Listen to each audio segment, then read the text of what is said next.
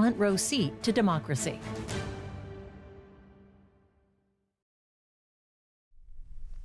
And we'll take you now back to earlier today and the start of Ketanji Brown Jackson's confirmation hearing before the Senate Judiciary Committee.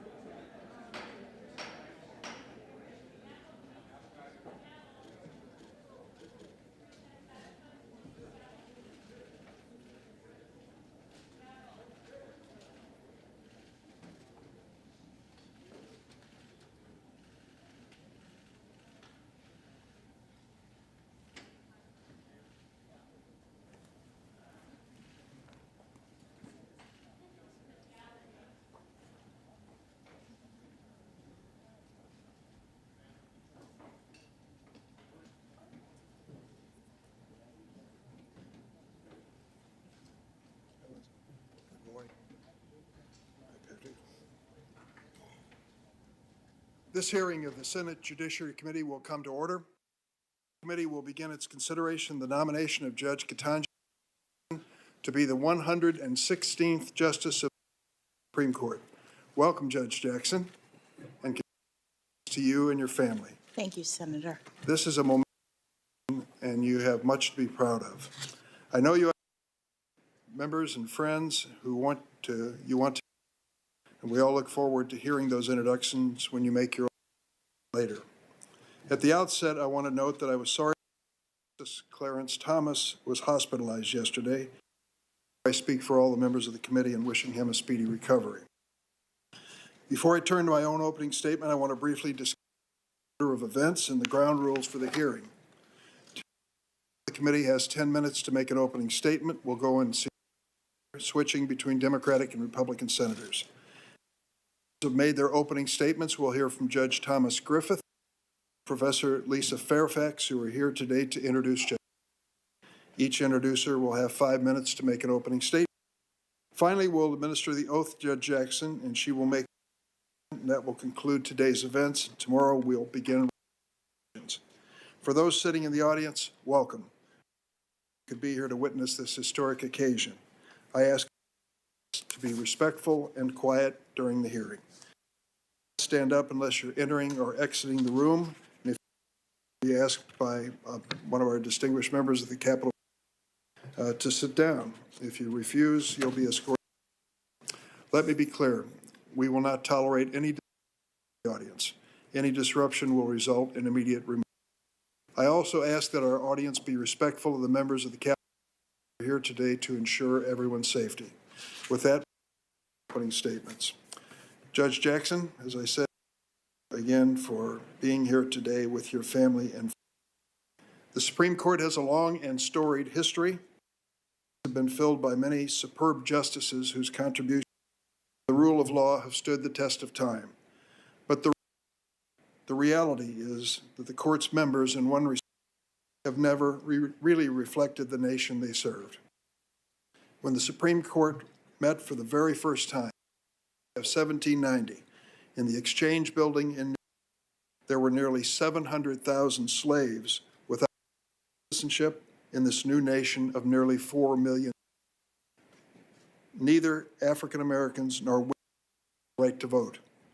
There was no equal justice for a majority of people living in America. It's more than 230 years, the Supreme Court has had 100 justices. 108 have been white men. Just 2 justices have been men of color. Only have served on the court, and just 1 a woman of color. Justice has been a black woman. You, Judge, can be the first. It's not easy being the first. Often you have to be the best, in some ways the bravest. You're not prepared to face that kind of heat, that kind of scrutiny, that glare of the national spotlight. But your presence here today to brave this process will give inspiration to millions of Americans who see themselves in you. As I mentioned to you, I was at the steps of the Supreme Court this morning to see the rally in support. There were so many young African American women there seeing your pursuit as part. In other important ways, though, there are many nominees who've come before us. President Biden, because he knew your qualifications are outstanding. He knows you. You've appeared 3 previous times and confirmed with bipartisan support. And your professional record of life experience tell us what kind of lawyer, what kind of judge, and what kind of person you really are.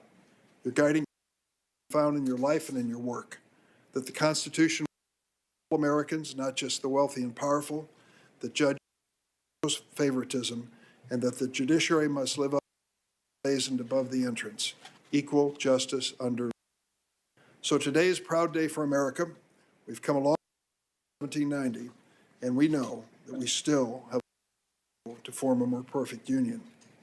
It's a moment, something that the late Senator from Illinois, Paul Simon, said to Judge Ruth Bader Ginsburg at her hearing.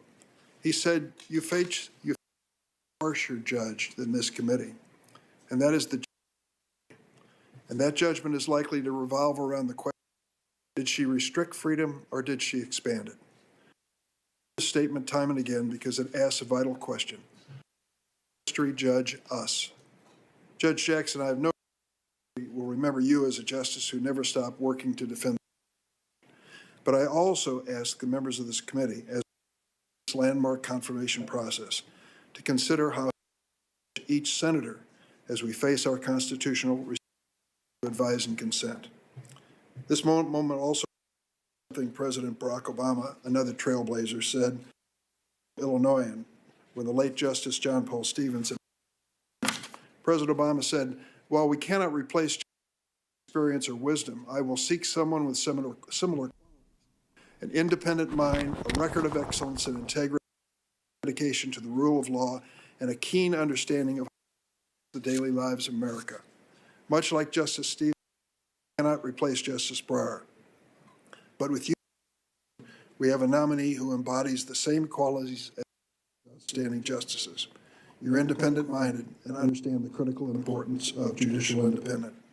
Your record and integrity, from the championship debate team at Palmetto Senior High School to Harvard and Harvard, to your 3 judicial clerkships, your work as a defender, a lawyer in private practice, a member of the commission, a federal district judge, and circuit court judge.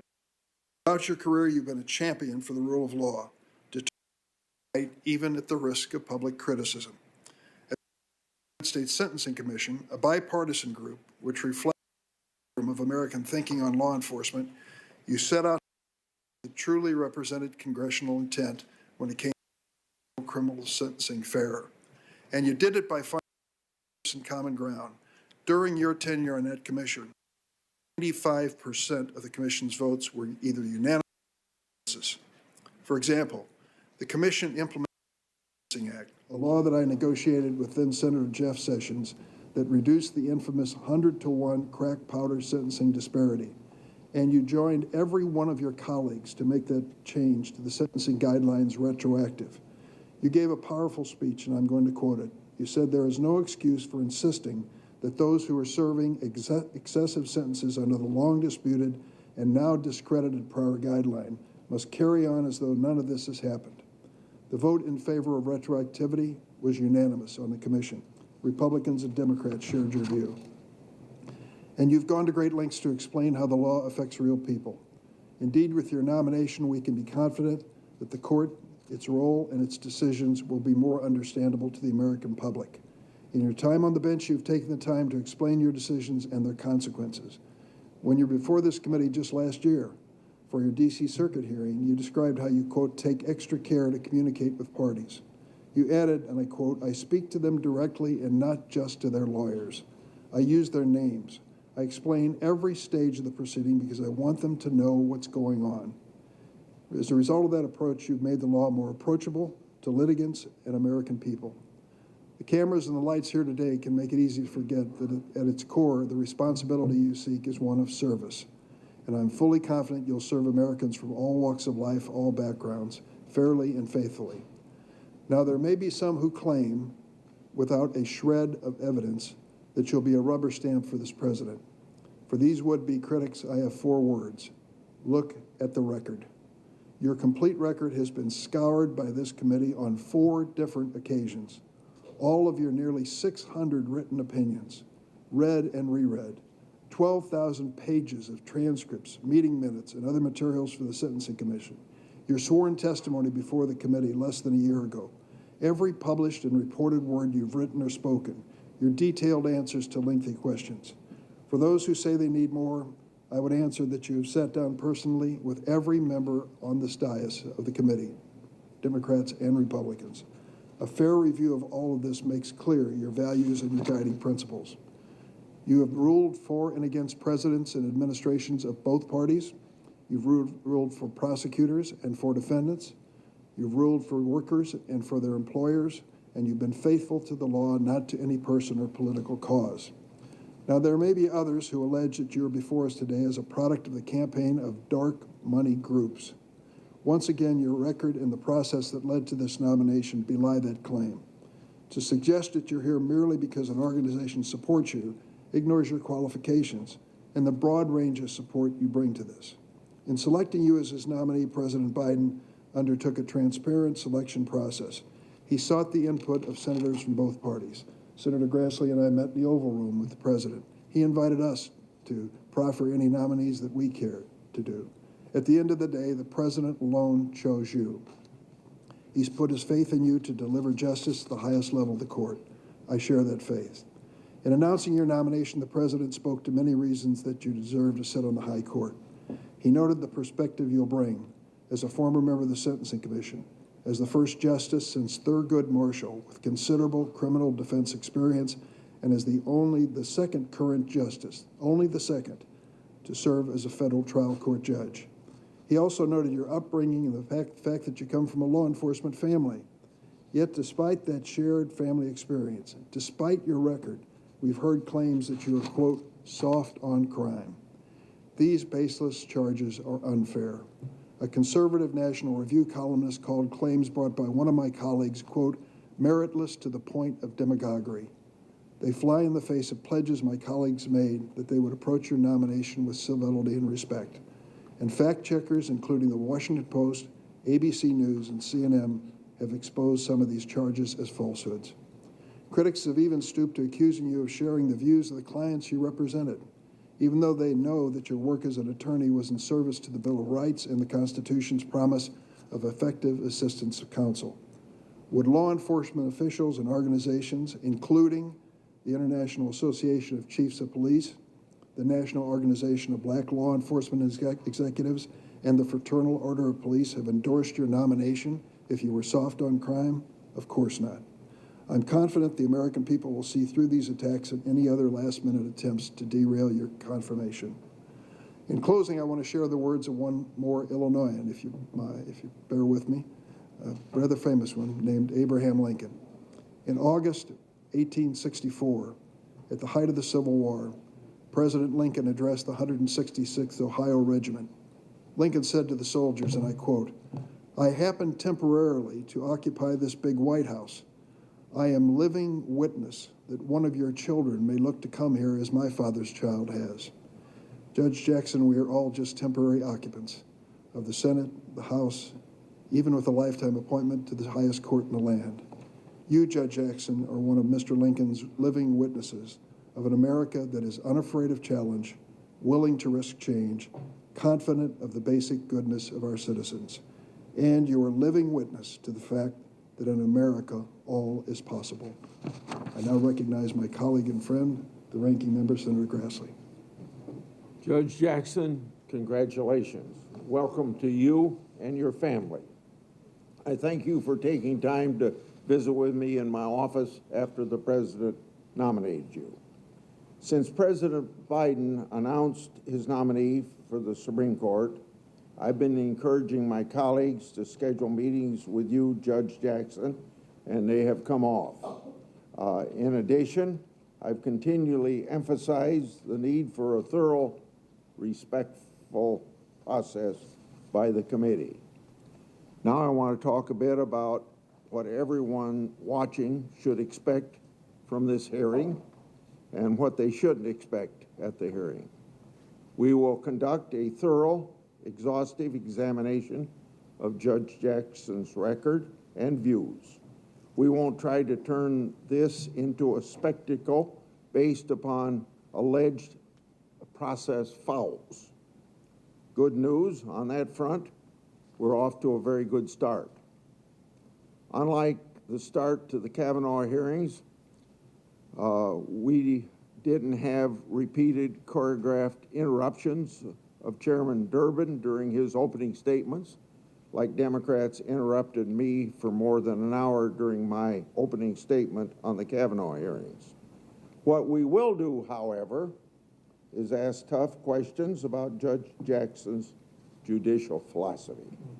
In any Supreme Court nomination, the most important thing that I look for is the nominee's view of the law, judicial philosophy, and view on the role of a judge in our constitutional system.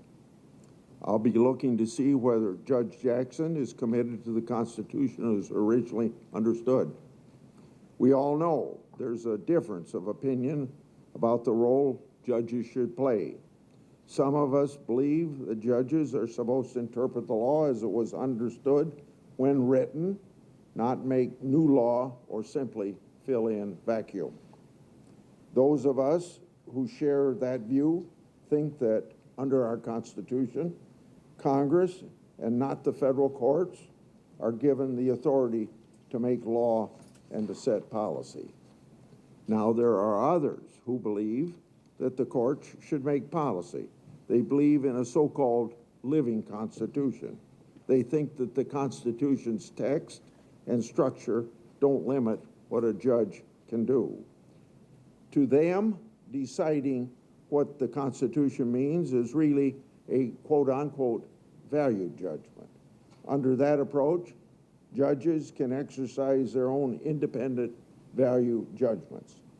One of the leading advocates for this approach explained that as a judge, you, quote, reach the answer that essentially your values tell you to reach, end of quote. In other words, those who subscribe to this philosophy think that the founders really meant to hide elephants in mouse holes. Then, with a bit of creativity, these judges can always find that elephant. That sounds like a good job description instead for legislators and not for judges.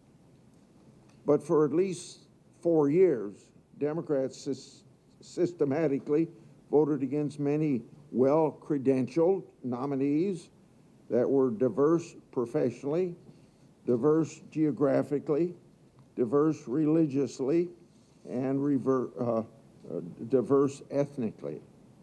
Was it racist or anti-women for them to do so? I don't believe that it was. Democrats did it because the nominees didn't agree with living constitutionalism. just as Republicans have opposed nominees based upon their judicial philosophy. There are lots of problems with living constitutionalism. In the Senate, we spend a lot of time writing legislation. We argue over the language. We negotiate over how broad or narrow certain provisions of laws should be. If we can't convince our colleagues to adopt all of our ideas, we have been known to compromise every once in a while. We depend on judges to interpret laws as we write them. If judges impose their own policy preferences from the bench and essentially revise the laws we pass, it makes it harder for us to write good laws. Sometimes we need to include a provision that's very broad to get a colleague's support. If a judge rewrites the law later because of vague notions about fairness or equity or common good, that unravels all of our work here in the Congress. More importantly, the American people should be able to read a law and know what it means. They shouldn't have to ask how a federal judge who disagrees with the law could reinterpret the words on that page. All of this leads to the conclusion as to why we must carefully examine federal judges' records, especially Supreme Court nominees. Judge Jackson has served as an assistant public defender, worked in private practice, and served on the United States Sentencing Commission. She also served as a federal district court judge from 2013 to 2021. She served on the D.C. Circuit since June last year. I'm sure senators will have a few questions for Judge Jackson about the two opinions she's authored since joining the D.C. Circuit. As for her district court record, there have been some accusations that we cherry-pick some of Judge Jackson's criminal cases. Well, don't worry. We're going to talk about other cases as well. I was disappointed that we weren't able to get bipartisan agreement to ask for Judge Jackson's documents from her time as vice chair of the Sentencing Commission. The commission is an independent agency created to advise and assist Congress and the executive branch in the development of effective and efficient crime policy, and that's a quote. Unfortunately, it sounds like we'll have to wait until those documents are required to be released, and that will be about 20 years from now. Democrats have argued for time. Democrats have argued that Judge Jackson's time on the commission is an important part of her experience that she'll draw on as a judge. The Democrats are right on that point. That's why it would have been good to see what her views were as the head of the commission explained in a letter to Senator Durbin. The public documents turned over to this committee represent the consensus views of the commission and not necessarily Judge Jackson's own views.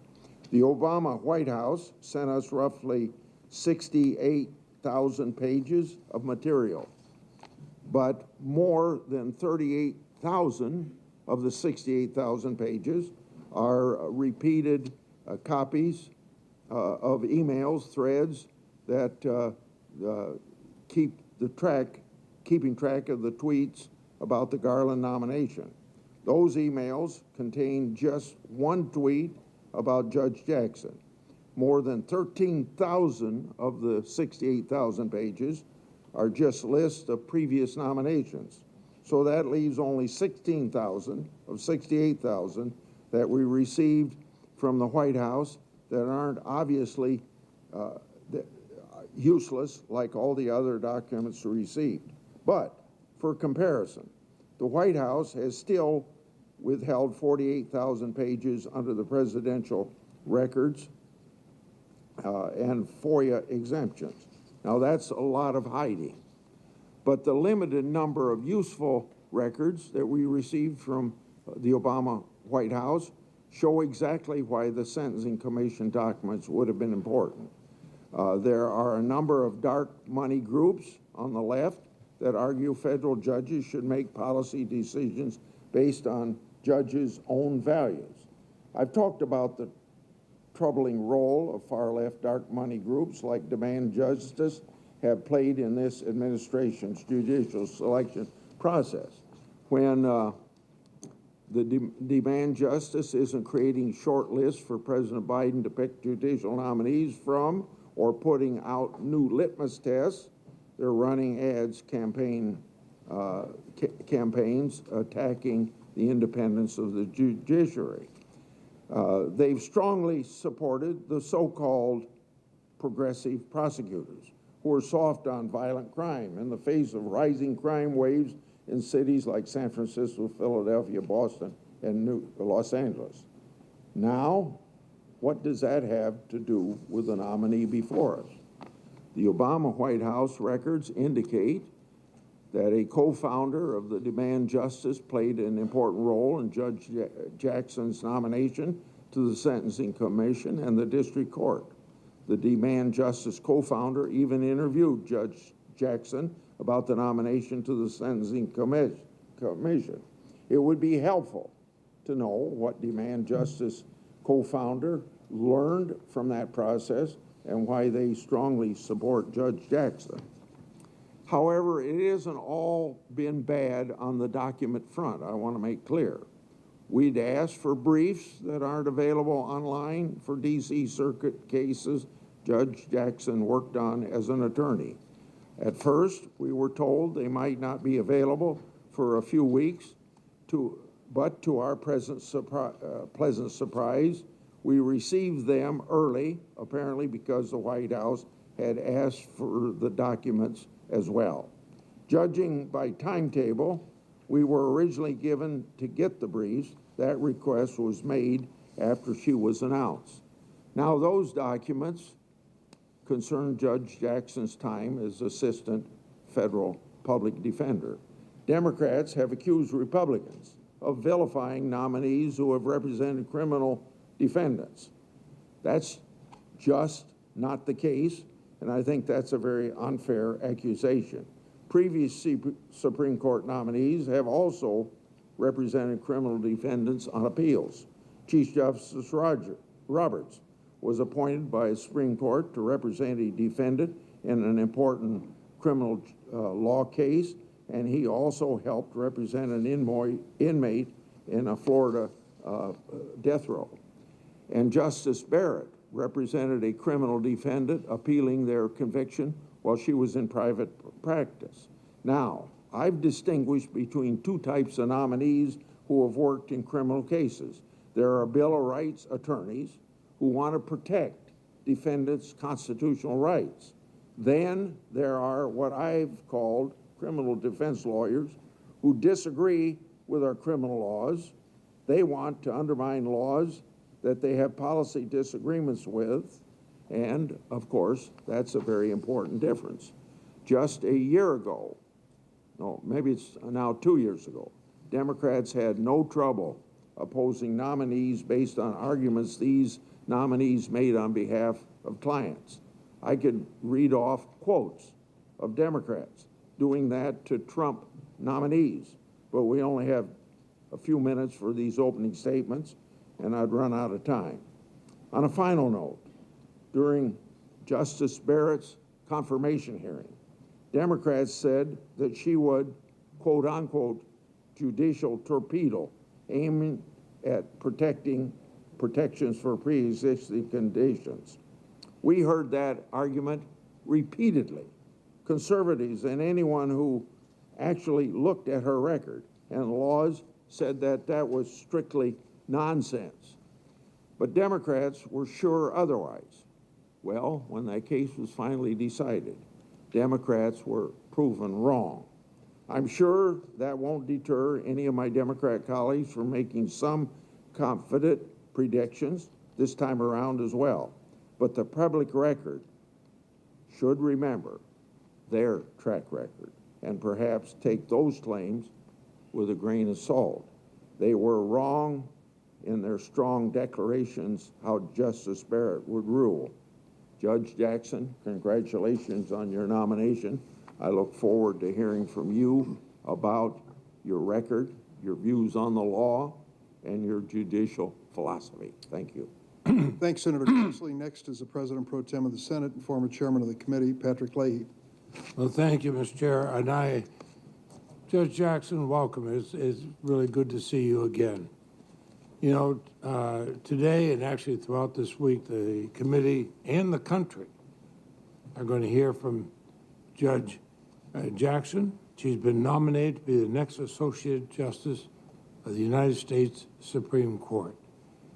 Any nomination to the court is historic. There have only been 115 justices in our nation's history. Judge Jackson's nomination, of course, is historic in more ways than one. Her nomination, pending a confirmation by the Senate, will bring us one step closer to having a Supreme Court that is more reflective of our nation. One where diversity of race and gender, background, education, and experience allow all Americans to look to their court and see in its justices a reflection of the American people. Judge Jackson, you know, with your presence here today, you are writing a new page in the history of America, a good page. Who the president nominates and the Senate decides to confirm to our federal judiciary, and especially our nation's highest court, that's extremely important. The American people, our constituents, and their faith in the courts, that's central to our democracy. They lose that faith, then democracy loses. The decisions made in our courts and ultimately in the Supreme Court affect the daily lives of each one of us. Fundamental questions about, for example, access to health care, the integrity of our elections, the fairness of our criminal justice system, the preservation of bedrock environmental laws, protections for workers. These issues and many more are routinely decided by the court. Every American must believe that the court is going to be impartial. They must believe that our courts are not a mere political arm of the executive or the Congress, but faithful only to the rule of law. The stakes in a democracy are simply too high. Let's make a few things clear. Judge Jackson is no judicial activist. She is not a puppet of the so-called radical left. She's been praised by Republican-appointed judges for her jurisprudence. Lawyers from the right and the left who have appeared before her in court have called her judicious and even-handed. Before I was in the Senate, I tried a lot of cases in trial court and then courts of appeal. That's what I wanted, somebody who was judicious and even-handed. I didn't care what their politics were. Judge Jackson is not anti-law enforcement. She hails from a law enforcement family. She's also won the support of preeminent national law enforcement organizations, including the National Fraternal Order of Police. And no, she's not soft on crime. Her background as a federal public defender would bring an informed perspective of our criminal justice system to the Supreme Court. I'm proud of being a former prosecutor, but confidence in my prosecution of a case was strongest when I knew the defendant had the best possible representation. When both sides and the presiding judge have a real grasp of our criminal justice system, that's when justice is most likely to be done. So I would say that Judge Jackson's background is not a liability to the court. It's a much needed asset to the court.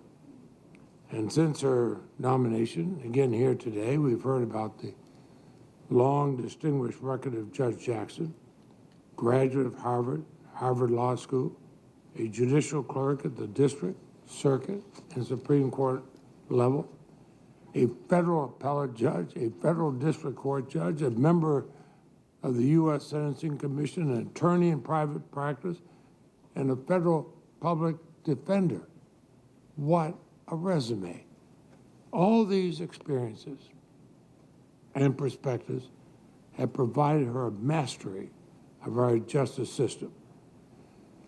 And I'd say in particular the criminal justice system. If she is confirmed, she had become the first ever justice to have served as a federal public defender. That's an important experience given how much the court shapes our criminal justice system. I say that from my experience as a senator, but also my experience for nearly a decade as a prosecutor. And perhaps most of all, it is Judge Jackson's nearly 10 years as an appellate and trial judge that underscore the experience she would bring to the Supreme Court. She was confirmed unanimously by the Senate in 2013 to the D.C. Circuit Court. She served with distinction for 8 years. She issued more than 500 opinions. She presided over a dozen trials. And a bipartisan majority of the Senate confirmed her to the D.C. Circuit Court of Appeals last year. Let's be honest, she's a fair and impartial jurist with a fidelity to the law above all else. That's what Americans want to see in the Supreme Court justice. Years of so-called judicial wars have left Americans feeling like our courts have become increasingly partisan. The extreme interests of pressure groups on both sides of the political spectrum have left the American people wondering if they can get a fair shake in our courts. And yet, in this moment, we have before us a unique opportunity to change that narrative. I'm under no illusion that we can mend this process overnight. But we have before us a nominee who has brought us together across party lines before, and one I hope we can bring us back together again. The Senate can change course, return to how we fairly and objectively evaluate nominees. We can do that with a highly qualified nominee we have in Judge Jackson. Now, as Chair Durbin said, I'm the President pro tempore of the Senate. I'm a former chairman of this committee.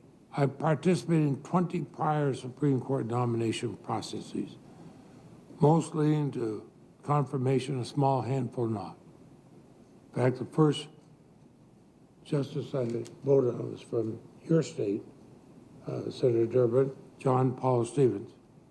I've supported nominees from both Democratic and Republican presidents. And in Judge Jackson, I found a distinguished nominee with an unassailable record that merits our respect regardless of party. I believe the American people will see in her what I've come to learn in my review of her career and her life story.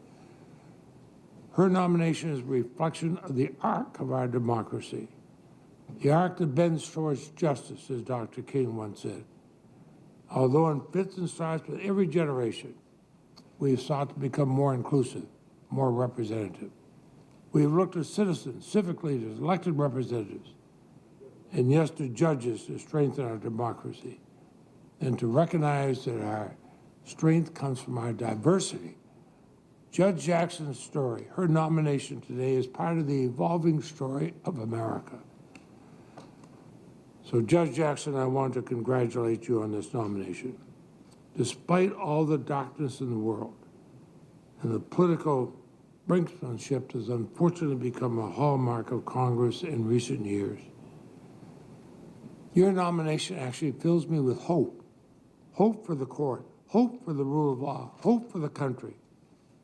One need look no further than the chaos, the devastation, and the inhumanity halfway around the world in Ukraine to know how precious our democracy is and how precious the legacy we have in our independent federal judiciary.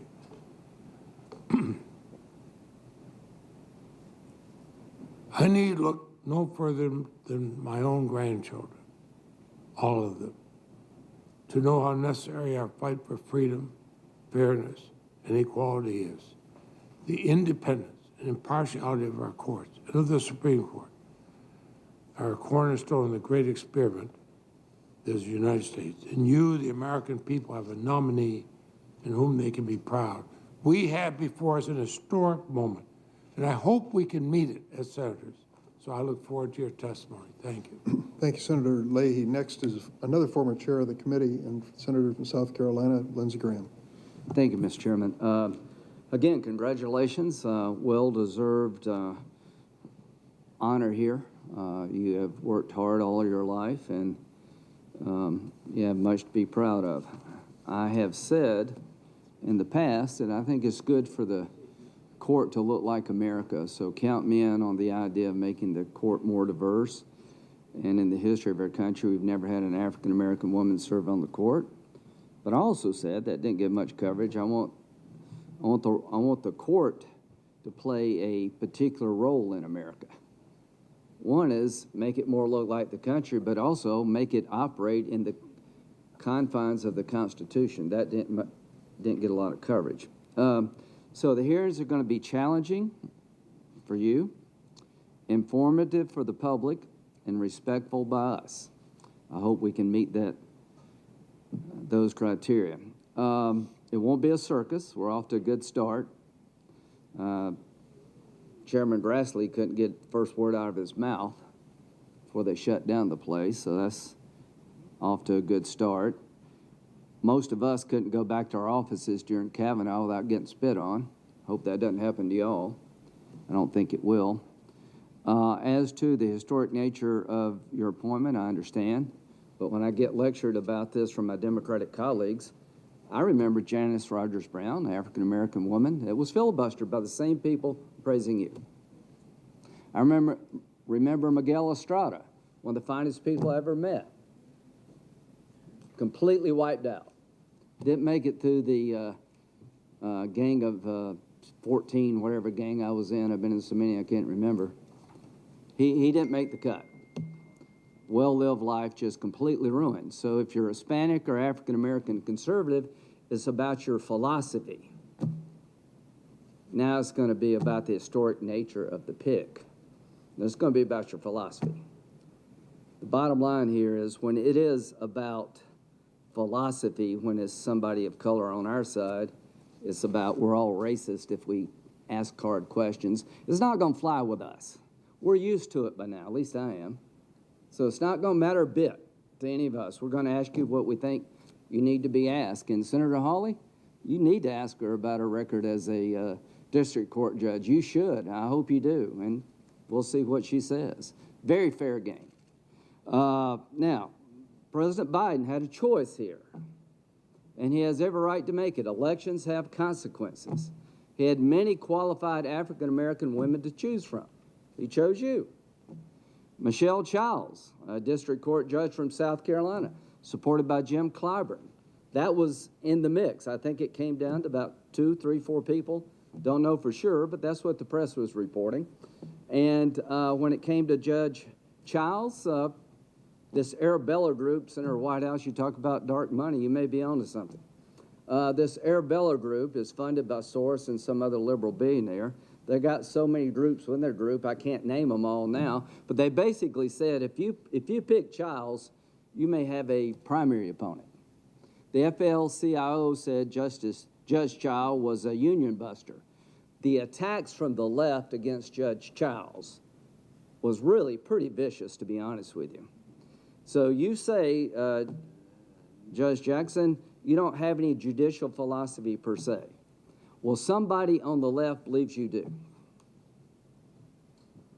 Or they wouldn't have spent the money they spent to have you in this chair. So we're going to find out how that statement holds up over time. A viewer's guide to this hearing.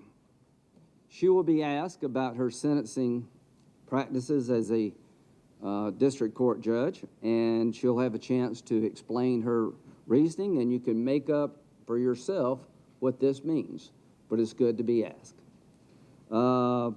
About her legal views, I'll ask her about the law of armed conflict and her view of the law of armed conflict. The fact that you represent Gitmo detainees is not a problem with me.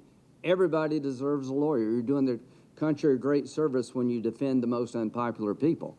But I do want to know about your amicus briefs after you're no longer a defense counsel, weighing into the Supreme Court about how they decide law of war issues. That matters a lot to me. I think it does matter that the groups that came to your aid at the expense of Judge Childs, how did that happen, and why were they doing what they were doing? What is it about your nomination that the most liberal people under the umbrella of Arabella threw in their money, their time, their support, and threatened Joe Biden if he picked Judge Childs? I want to know more about that. I want to know about your judicial philosophy, because people on the left, the far extreme part of the left, believe that you were the best bet. And I want to know why they reached that conclusion. Maybe there's no explanation you can give us, but we'll talk about that. Now, when we say this is not Kavanaugh, what do we mean? It means that Democratic senators are not going to have their windows busted by groups. That's what it means. It means that no Republican senator is going to unleash on you an attack about your character when the hearing is virtually over.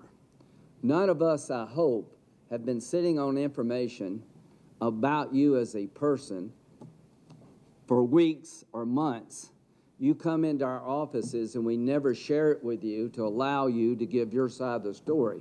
We wait to the very last minute when the hearing's about to be gavel concluded and say, oh, by the way, I've got this letter.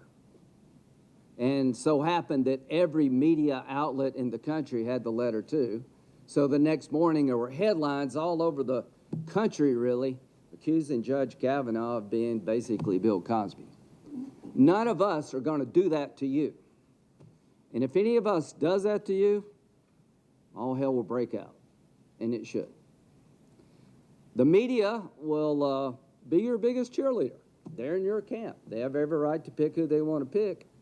They won't be this constant attack on you like Judge Kavanaugh and other conservative judicial appointments. There won't be any questioning of where you go to church, what kind of groups you're in church, how you decide to raise your kids, what you believe in, how you believe in God. Nobody's going to do that to you. And that's a good thing. So you're the beneficiary of a lot. You're the beneficiary of Republican nominees having their life turned upside down. And it didn't work. So I am hoping that we can have a hearing that's respectful, that's informative, that's challenging. And President Biden has every right to pick who he'd like to pick. That comes with winning the White House. And I've been very inclined to support the picks of people that I would not have chosen. But this is a new game for the Supreme Court. And this game is particularly disturbing to me because there's been a wholesale effort of the left to take down a nominee from my state. And I don't like it very much. And if that's the way the game's going to be played, then I'll have a response, and I don't expect it to be reward that way of playing the game. Judge Childs would have gotten 60-plus votes. There had been people in my caucus that would have voted for her, even though we knew she would be a reliable liberal vote, because I and Senator Scott would have stepped up. Now we're facing a choice sponsored by the most radical elements of the Democratic Party when it comes to how to be a judge. They have the most radical view of what a judge should do, and you were their choice. And you'll be asked, do you support expanding the Supreme Court? I hope you can give us an answer, because it shouldn't be hard. Either you do or you don't. Justice Ginsburg said no. She thought if you just changed the number of the court every time somebody new came in power, it would ruin the court in the eyes of the public and make it a joke over time. I agree with that. So I hope you can give us an answer to that question, because I think the court would be better off if the judges stood up for the court. If the judges told politicians, don't play this game with the court, because over time nobody wins. So congratulations. It's going to be a couple of interesting days, and we're off to a better start than we have been in the past. And the one thing I can promise you, you will not be vilified, you will not be attacked for your religious views, you will not be accused of something that you could not defend yourself against until it was too late. Thank you. Thank you, Senator Graham. Senator Feinstein. Thanks very much, Mr. Chairman. I want to begin by congratulating you, Judge Jackson, on this appointment. I've reviewed the records of a number of judicial nominees during my service on this committee. This is actually the 10th set of confirmation hearings for a Supreme Court nominee that I've participated in during my time in the Senate. And looking at your record, it's clear that you have the qualifications and the experience and the knowledge needed to serve on the Supreme Court. And as a woman, it makes me very proud of that. As we begin these hearings, we as senators take seriously our constitutional duty to advise the President on his appointment of a new Supreme Court justice.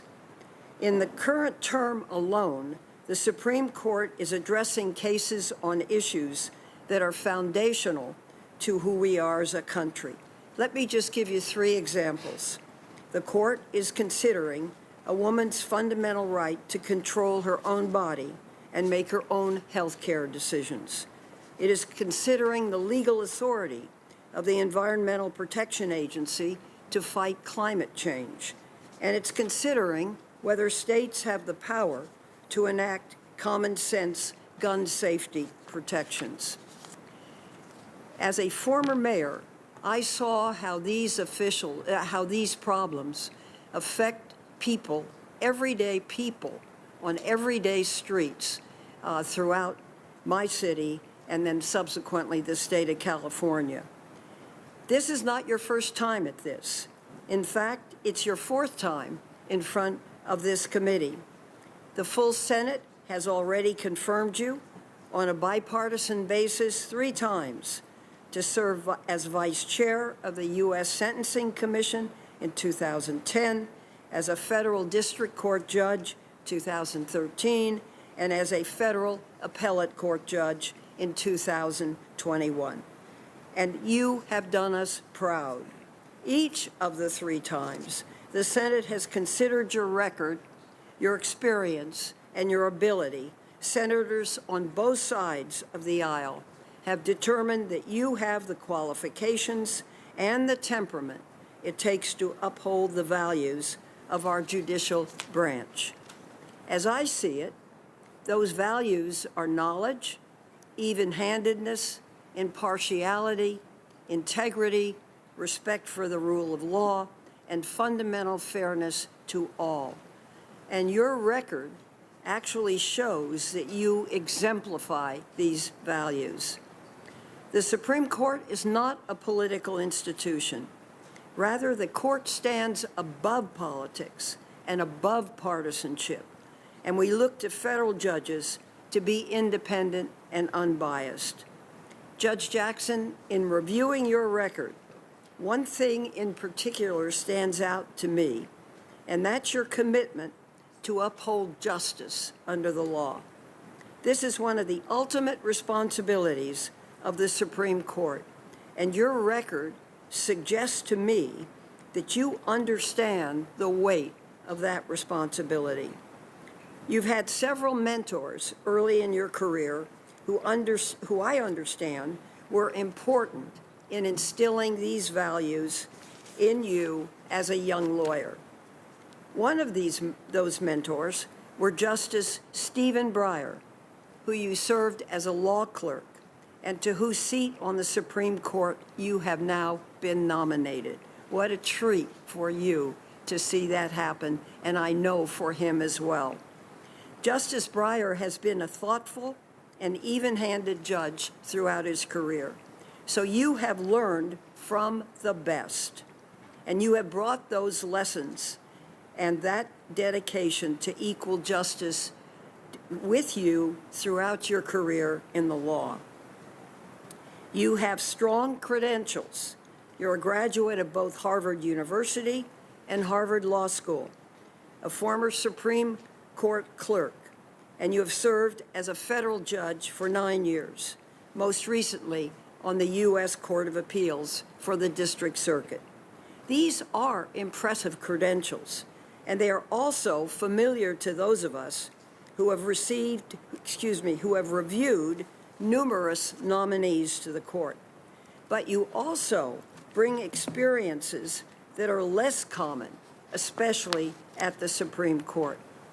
The first is your service as a federal public defender earlier in your career. If you were confirmed, you would be the first ever federal public defender to sit on the court, and the first justice since Thurgood Marshall with significant experience representing low-income defendants and criminal cases. I believe this is very significant and important because as a former public defender, you understand the power of our constitutional rights, including the Sixth Amendment right to counsel and the Fifth Amendment right to due process. You also understand the effect of law and the law enforcement system on the most vulnerable. And I believe your 8 years of expertise as a trial judge on the D.C. District Court is very valuable. So, if confirmed, you would be one of only 2 former federal district court judges serving on the court, the other being Justice Sotomayor. I believe your perspective as a former trial judge will serve you well on the court. You've been responsible for implementing the precedent set by higher courts. And because of that, you understand the need for clarity in legal opinions, for achieving consensus wherever consensus is possible. And that has been your record. It's important to have justices with a broad set of views and experiences on the Supreme Court. And I believe your background and your experience will only serve to strengthen the Supreme Court. I trust that my colleagues on this committee will recognize that you are unquestionably qualified for this position. I wish you well. I look forward to learning more about you over the course of the coming days. Thank you, Mr. Chairman. Thanks, Senator Feinstein. Senator Cornyn of Texas. Thank you, Mr. Chairman. Judge Jackson, let me join my colleagues in extending a warm welcome to you and your family. Congratulations on your nomination. I enjoyed sitting down with you recently and talking about your experience as both a lawyer and a judge and how that's molded your views of our judicial system. In the coming days, I hope we can have a candid conversation about your record and your judicial philosophy. As I told you the other day, these proceedings will be thorough but civil. As a member of this committee, I've had the opportunity to provide advice and consent on 7 previous Supreme Court nominations. This is number 8. I've seen the good, the bad, and the ugly when it comes to the way the Senate conducts these proceedings, and so have the American people.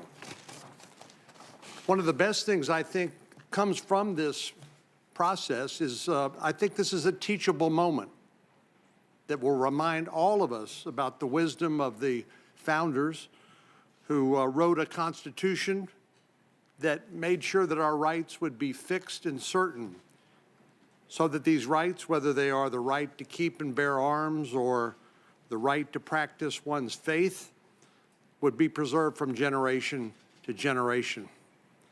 As you know, the founders established 3 separate branches of our government, a system of checks and balances, if you will. This was done for the purpose of preserving individual freedom and avoiding tyranny, and ensure that our government was ultimately accountable to the people, from whom all political power derives. Article 3, as you know, vests the Supreme Court and inferior courts with the judicial power. But the framers were very clear. The courts are not vested with a policy-making authority. According to our Constitution, courts hear cases and controversies and decide them. Nothing more, nothing less. That's an important distinction to remember in the days that lie ahead. Indeed, the framers envisioned that the courts would have a modest but very important role in our three branches of government. You'll recall Federalist 78, where Alexander Hamilton said the courts would have no influence over either the sword or the purse, and that it may truly be said to have neither force nor will, but merely judgment. Part of that judgment requires a judge to go where the law commands, whether or not you personally approve or not. And it starts with deciding cases as presented and not cherry-picking the facts or the law and starting with the decision and then justifying it by the way, by cherry-picked facts and provisions of the law. While the framers provided that the president would nominate judges, the framers also set up a framework that allowed judges, once you are confirmed, to exercise independent judgment, free from elections and politics. And so these Supreme Court confirmation hearings are really the only chance we have as representatives of the people to vet somebody who will serve the remainder of their life. Unfortunately, there are some driven by their ideology that want the Supreme Court to do more than what I've just described. These are some of the same people who tried to bully Justice Breyer into an early retirement. These activists demand that the court make policy and deliver results they can't achieve through the deliberation, compromise, and rough and tumble of legislative politics. And when the court does not deliver the results they want, they attack its institutional integrity and legitimacy. In recent years, these radical views have made their way into the mainstream. On the campaign trail, President Biden refused to disavow court packing. 2 years ago, the Democratic leader of the Senate went to the Supreme Court steps and threatened 2 sitting Supreme Court justices by name if they did not rule in a particular way. Dark money groups like Demand Justice have paid millions of dollars to promote court packing and sow public distrust in the legitimacy of the Supreme Court. Justice Breyer, as you know, recently warned of the crippling effect this politicalization of the court and its decision-making can have. He said, without the public's trust, the court would no longer be able to act as a check on the other branches of government and a guarantor of the rule of law, threatening the foundations of our constitutional system. Judge, I know you know that the courts are not designed to deliver particular policy outcomes or to invent new rights out of whole cloth. That's why it's imperative that we explore your judicial philosophy during this hearing. I will say I was a bit troubled that you have not so far provided us with much clarity on that matter. Someone as accomplished as you are, who spent years engaging and thinking about our Constitution and laws, has surely formed a judicial philosophy. This is not your first rodeo. You've had an impressive career, Judge, as a Supreme Court clerk, appellate advocate, and trial court judge. I like the fact that you've had such broad experience in our judicial and legal system. But there are still unanswered questions that remain. I'm a bit troubled by some of the positions you've taken and arguments that you've made, representing people who have committed terrorist acts against the United States and other dangerous criminals. As someone who has deep respect for the adversarial system of justice, I understand the importance of zealous advocacy. But it appears that sometimes this zealous advocacy has gone beyond the pale. And in some instances, it appears that your advocacy has bled over into your decision-making process as a judge. You've had some cases reversed, like all judges do, but some of them were particularly high profile when you ruled against a Republican administration. I'm eager to understand why in some instances you found that you could not decide a particular issue, while in other instances you enjoined a Republican administration from implementing its policies. I'm also interested, as others have mentioned, in your opinion, why pro-abortion, dark money groups like Demand Justice and anti-religious liberty groups are pouring millions of dollars into a public campaign in support of your nomination. Judge Jackson, these are some of the questions and concerns I have. I assure you that you will have every opportunity to address these concerns as the committee evaluates your ability to fairly and impartially deliver justice should you be confirmed. So I welcome your testimony at these hearings, and I look forward to our give and take. Thank you very much. Thanks, Senator Cornyn. Senator Whitehouse, Rhode Island. Thank you very much, Chairman. Welcome, Judge Jackson. I could not be more delighted to have you here. This is a refreshing moment. We are holding a hearing for an accomplished, experienced, highly qualified nominee to the Supreme Court who came to us not through a dark money funded turnstile, but through a fair and honest selection process. Judge Jackson has unparalleled breadth of experience, both on and off the bench. She has already been confirmed by the Senate 3 times. She serves on what is often called the second highest court in the land. The D.C. Circuit handles some of the most difficult and consequential cases in the nation, often taking up questions that later come before the Supreme Court. Judge Jackson, that will enable you to jump right in once confirmed. Before the D.C. Circuit, Judge Jackson was a trial judge in the district court in the District of Columbia, ruling on hundreds of cases and presiding over trials, including many jury trials. Judge Jackson, you have presided over virtually every kind of case a federal trial judge can hear across criminal and civil law. You have more experience actually trying cases in your courtroom than any other member of the court.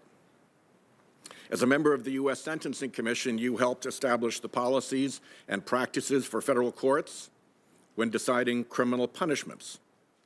With commissioners from both parties, you helped implement our bipartisan Fair Sentencing Act.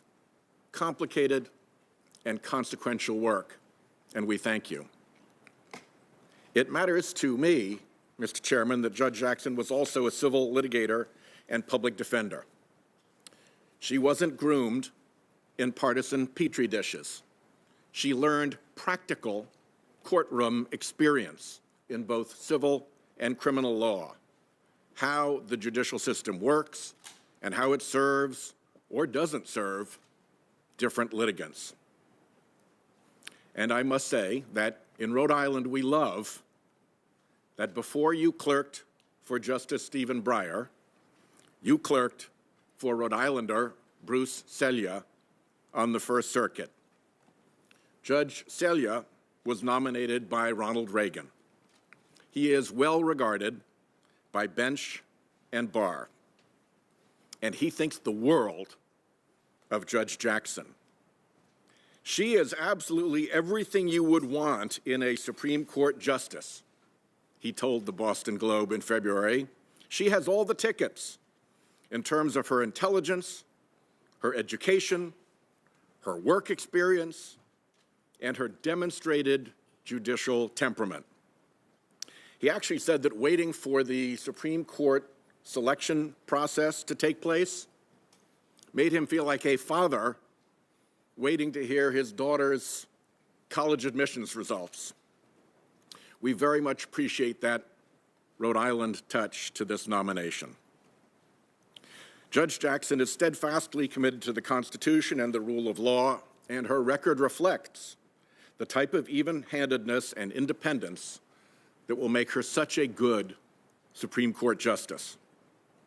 Her guiding principle, she has said, is to consistently apply the same level of analytical rigor to a case, no matter who or what is involved in the legal action. She says this means you can, quoting again, be consistent in the way you are analyzing the issues, and you can set aside any thoughts about who is making the arguments and what advantages any side might take away from your opinions. If you have fidelity to the rule of law that is grounded in looking at only those inputs, she said, then I think you can rule without fear or favor. Mr. Chairman, Judge Jackson will be an exemplary justice both because of the qualities that she possesses and because she did not undergo a secret pre-selection process to get here. She is before us on the basis of her own merit, not on the recommendation of a secretive right-wing donor operation hiding behind anonymous multi-million-dollar donations and aimed at capturing the United States Supreme Court as if it were some 19th century railroad commission. The unpleasant fact is that the present court is the court that dark money built. Anonymous donations funded the Federalist Society while it housed the selection turnstile run by the dark money donors. Anonymous money funded the dark money group down the same hallway as the Federalist Society that ran the dark money political campaigns for the selected justices. And because of all that secrecy, Americans are denied any real understanding of the overlap of all that dark money with the political dark money funding the Republican Party, which could well explain the wreckage of Senate norms, rules, and procedures that accompanied the confirmation process of recent nominees. Judge Jackson's nomination and the process by which she was selected stand in sharp contrast. President Biden undertook a thorough and independent review of her record, and she will proceed through a thorough and fair process here in the Senate. We will abide by the new precedents set by Republicans in recent years, but we will not be fabricating new ones. We've already seen dark money groups use dark money to run ads charging that dark money swayed this selection. We are hearing that again today. Ironic, when hundreds of millions of dollars in right-wing dark money built the current court majority and still signals its wishes through flotillas of dark money front groups posing as amici curiae. I welcome the debate on these points, and I look forward to hearing more from the excellent nominee before us. Judge Selya counted the late Justice Ruth Bader Ginsburg an old friend. I see some of the same qualities in Ketanji that I saw in Ruth, he said. Humility, the ability to inspire others in a quiet way, not at the top of her voice. Some people, he said, have the capacity to inspire by example and the force of their reason. Judge Jackson, I'm certain your capacity to inspire through force of reason will be on display here this week. Thank you, Chairman Durbin, for your leadership of the hearing, and thank you, Judge Jackson, for being with us today. Thanks, Senator Whitehouse. Senator Lee of Utah. Thank you, Mr. Chairman, and thank you, Judge Jackson, for joining us today. I appreciated the conversation you and I had in my office a few days ago, and your willingness to engage in a lively, interesting conversation during that, and look forward to more of that this week. I've enjoyed also meeting your husband and your two lovely daughters. They're wonderful people. I'm grateful to you for your service to the federal judiciary and as a member of the bar. You bring to the court, as I mentioned to you last week, a unique set of experiences. If you're confirmed, you will be someone who has served at all three levels of the federal judiciary. And as a result of that, you'll have a perspective that's different than that of most who have served on that court during the modern era. And I appreciate your willingness to be considered and to be here to talk to us about our questions. I echo what many of my colleagues have said today, in that I am dedicated, as I always have been, to making sure that these hearings are respectful. Engaging in the politics of personal destruction is not something we should ever aspire to. It is something that has occurred on this committee in the context of Supreme Court nominations. I'm pleased to say that it has never been under Republican leadership that such attacks have occurred, and I intend to make sure that this hearing is no exception to that. There are a few reasons for that. First and foremost, the most obvious is that respect to human beings requires it. Secondly, it's important because if we focus on personal attacks, that means we will be betraying our duty under the Constitution and to our constituents to make sure that we do our jobs fairly and properly.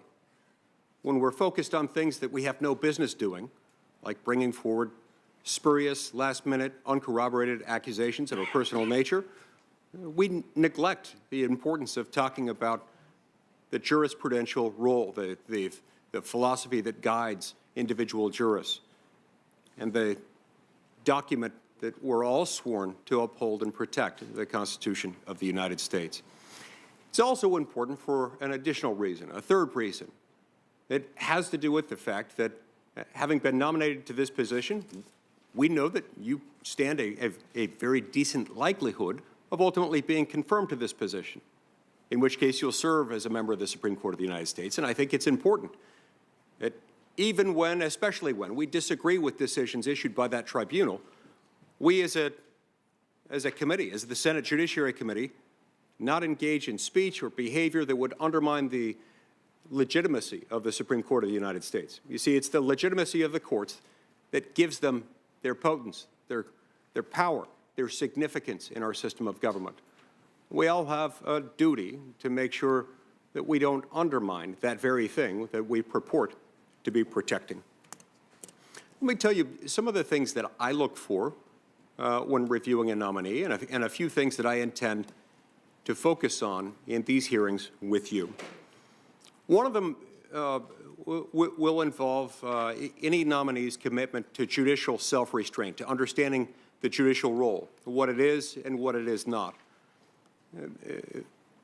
Any judicial nominee these days will acknowledge that he or she understands that the role of the judge is to interpret the law based on what it says, rather than on the basis of the judge's personal opinion.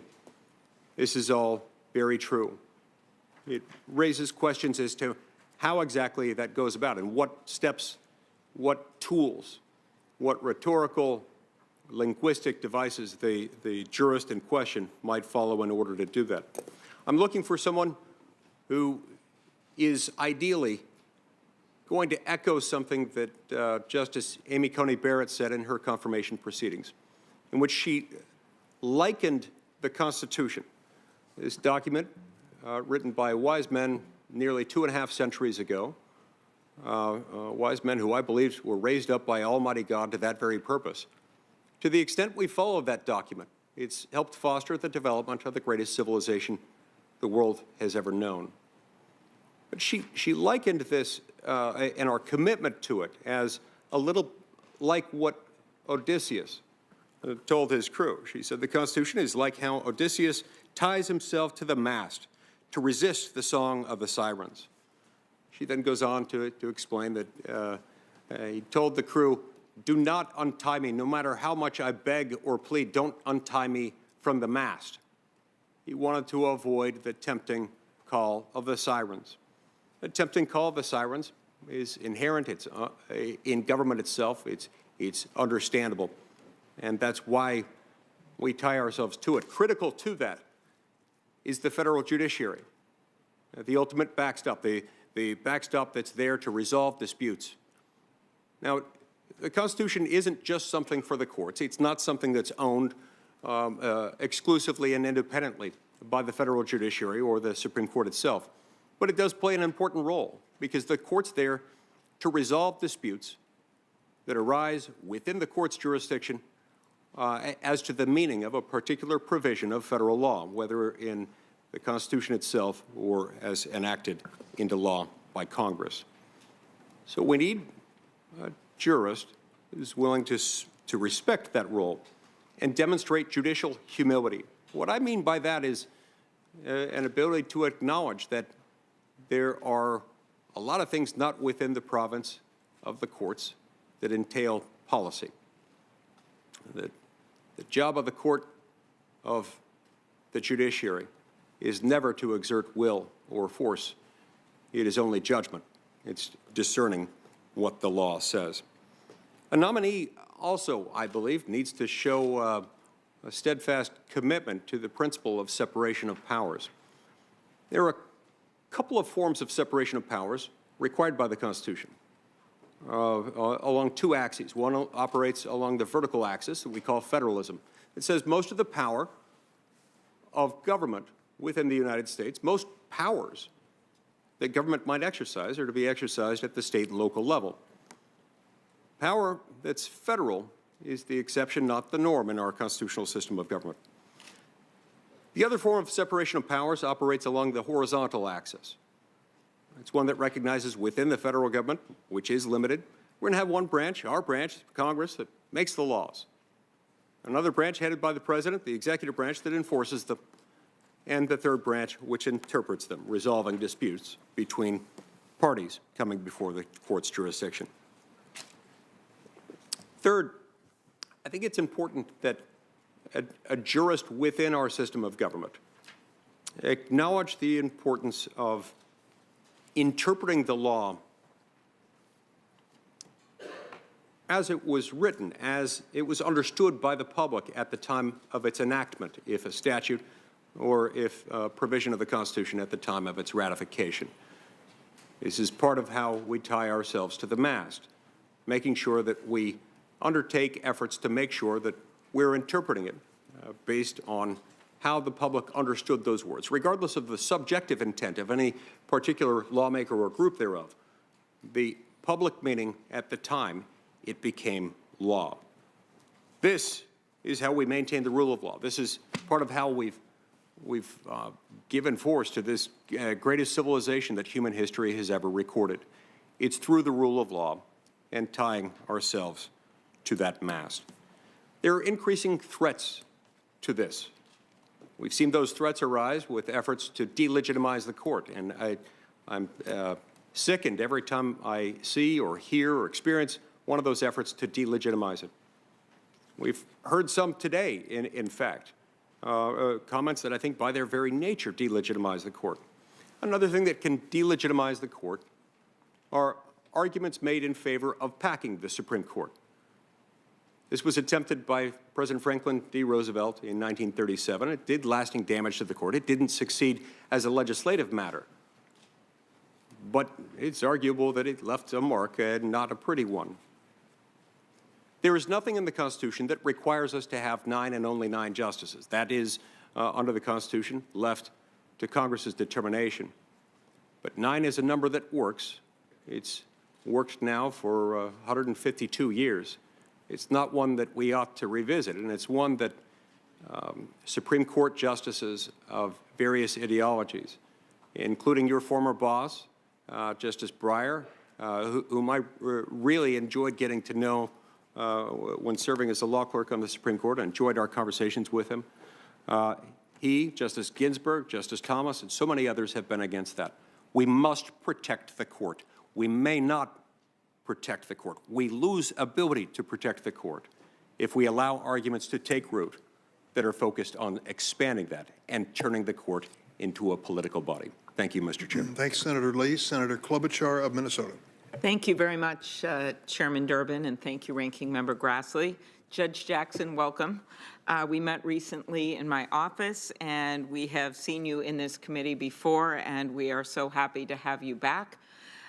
If Senator Whitehouse is pleased that you once clerked for a Rhode Island judge, we in Minnesota are equally happy that you are wearing bold purple today, winning over both Prince and Minnesota Vikings fans the world over. I'd like to welcome your husband, Patrick, and your 2 daughters and your other family members and friends. It is clear that your family, starting with your parents, who I got to meet, who are sitting there in the front row, who once worked as teachers, that your family has been a constant source of inspiration and support for you. My mom taught 2nd grade until she was 70 years old, so I know firsthand it's pretty great to have a parent who was also a teacher and they never stopped checking your spelling. As a lawyer who also balanced work with parenthood myself, I particularly enjoyed your story, Judge, about sitting with your dad. You had a coloring book and he was studying his law books. While these hearings are truly an opportunity, as my colleagues have pointed out, for Americans to get to know your legal acumen, we also learn about your background, your experiences, your values. And for so many of us, including people watching this hearing across the country, our values start with our family. There's something else particularly special about this hearing, of course. You've been nominated by President Biden as the first Black woman to serve on the Supreme Court. That's historic, with 115 justices having served so far in our history. You're the first Black woman, and it's long past time. In fact, this entire hearing is about opening things up. The hearing room, we've opened it up with actual guests for the first time in a while. And you're opening up the Senate and the court by virtue of your very presence. You, Judge, are opening a door that's long been shut to so many. And by virtue of your strong presence, your skills, your experience, you are showing so many little girls and little boys across the country that anything and everything is possible. We're here to carry out one of this committee's most solemn constitutional obligations, to advise and consent on President Biden's nomination to the Supreme Court. But this is also a time for us to consider the Supreme Court's place in our democracy and how it impacts people. You've been nominated to Justice Breyer's seat. You clerked for him, and I know he's been and is a wonderful mentor to you. So I'd like to start with some of his words. Justice Breyer once wrote that the Supreme Court must help maintain public acceptance of its own legitimacy.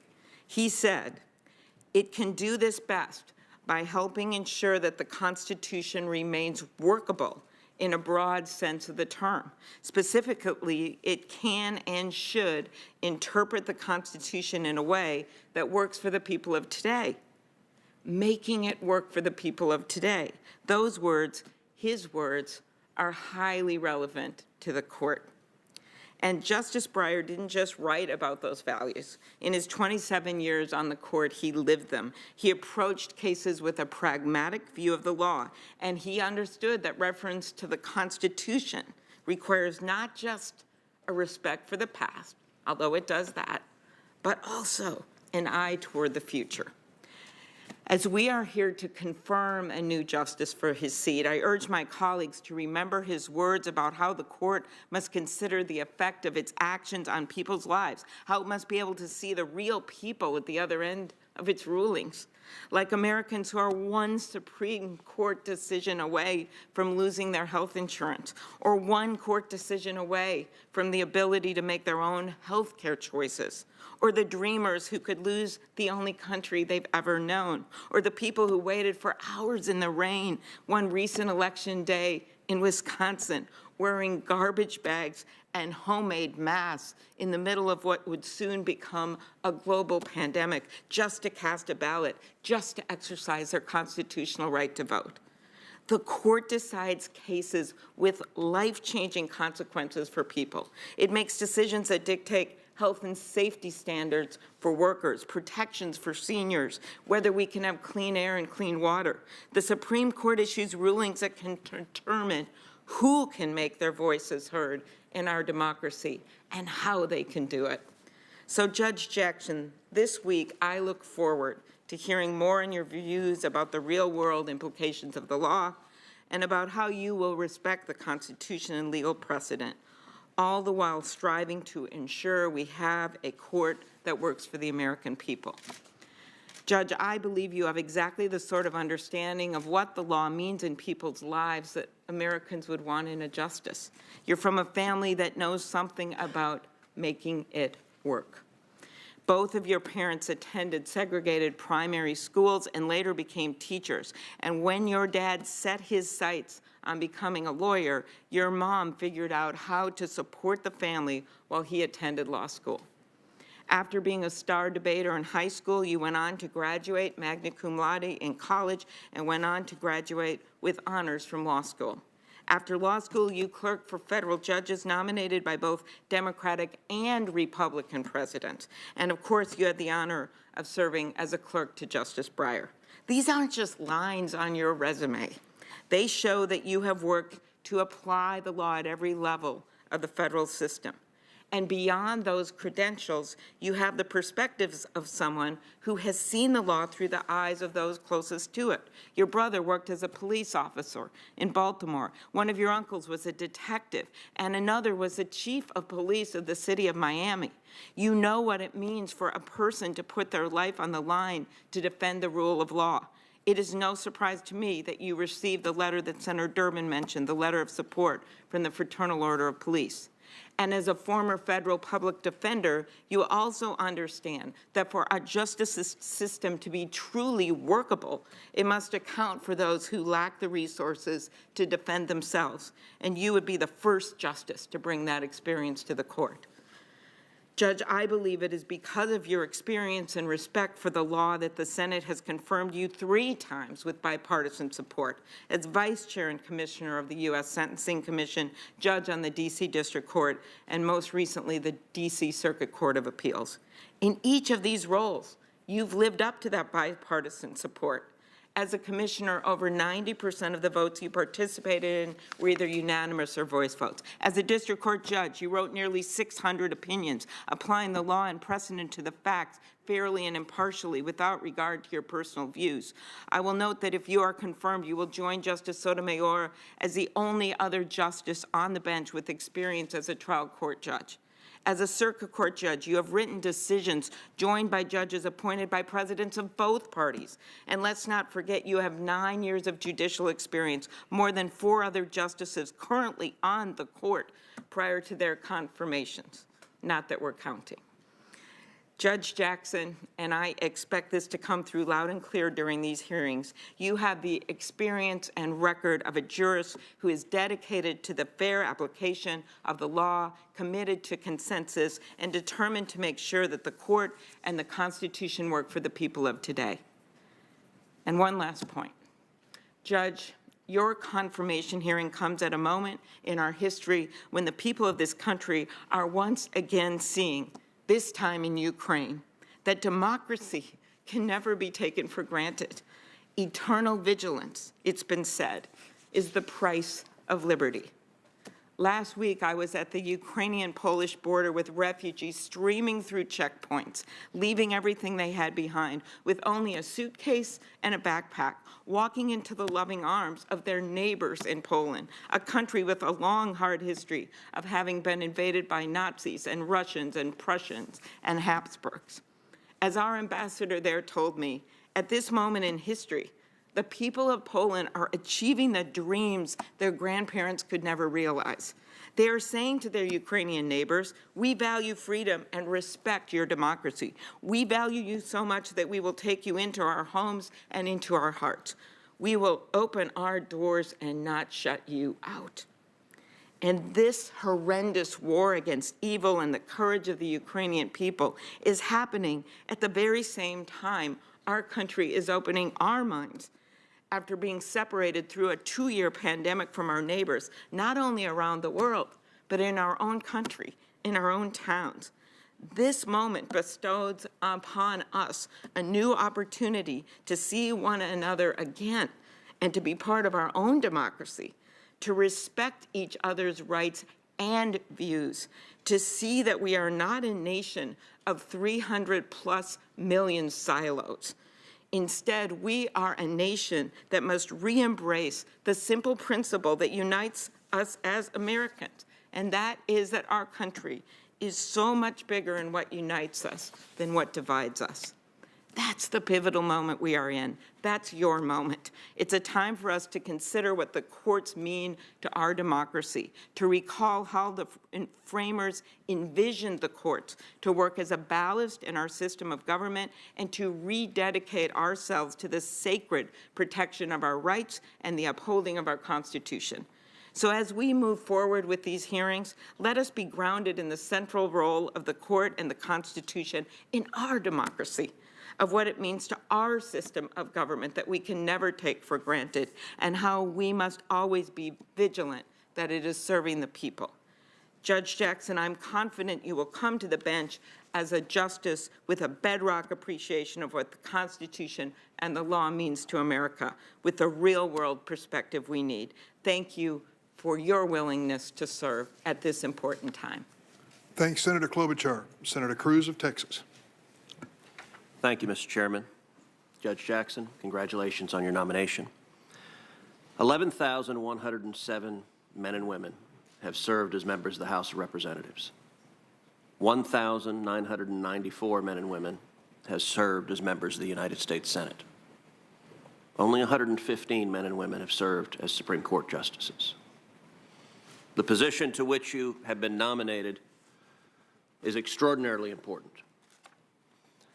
And that is why the Senate is given the responsibility for advice and consent under the Constitution. Because the job matters immensely. Supreme Court confirmations were not always controversial. In fact, Bushrod Washington, when nominated to the Supreme Court in 1798, was confirmed the very next day. So what changed? Well, what changed is starting in the 1960s and the 1970s, the Supreme Court's role in our society changed dramatically.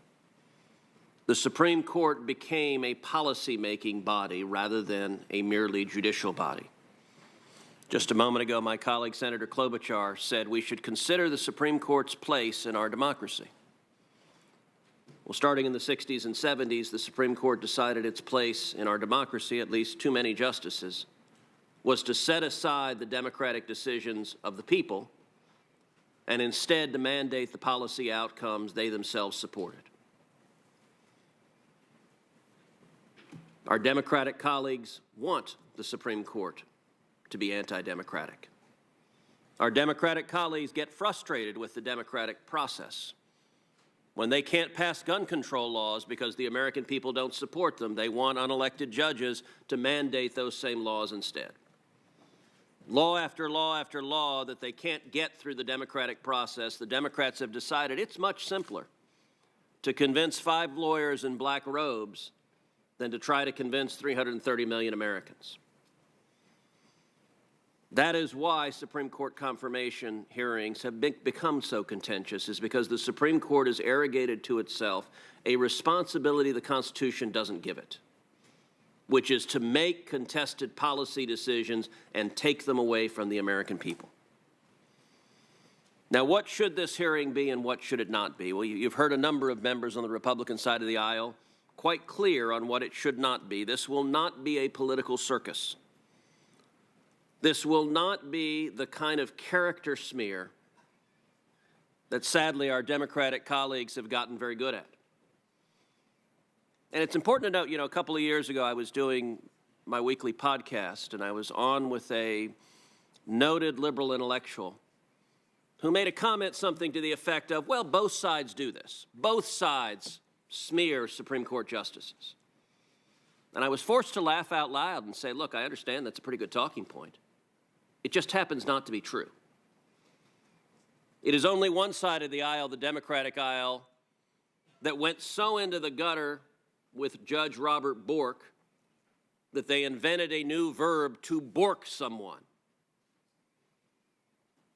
It is only one side of the aisle that with Justice Clarence Thomas was so reprehensible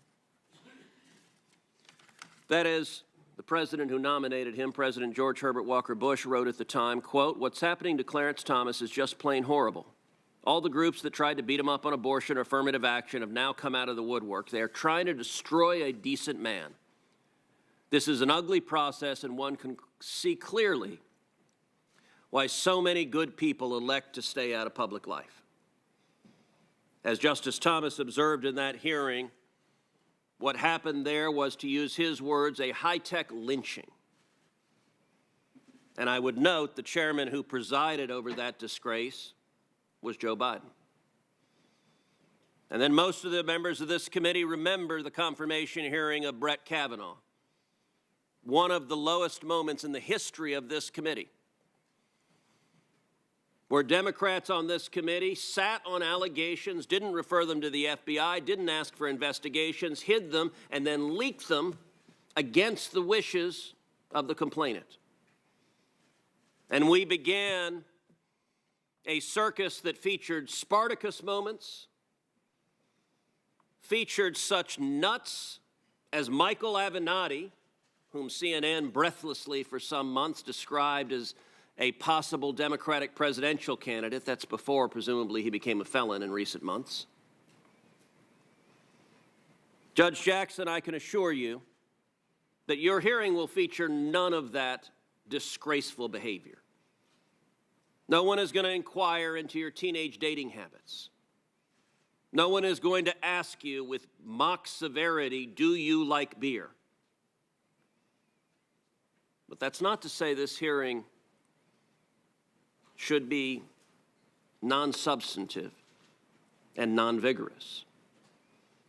In this hearing, this committee has a responsibility to focus on issues, to focus on your record, to focus on substance, to do our very best to ascertain what kind of justice you would be.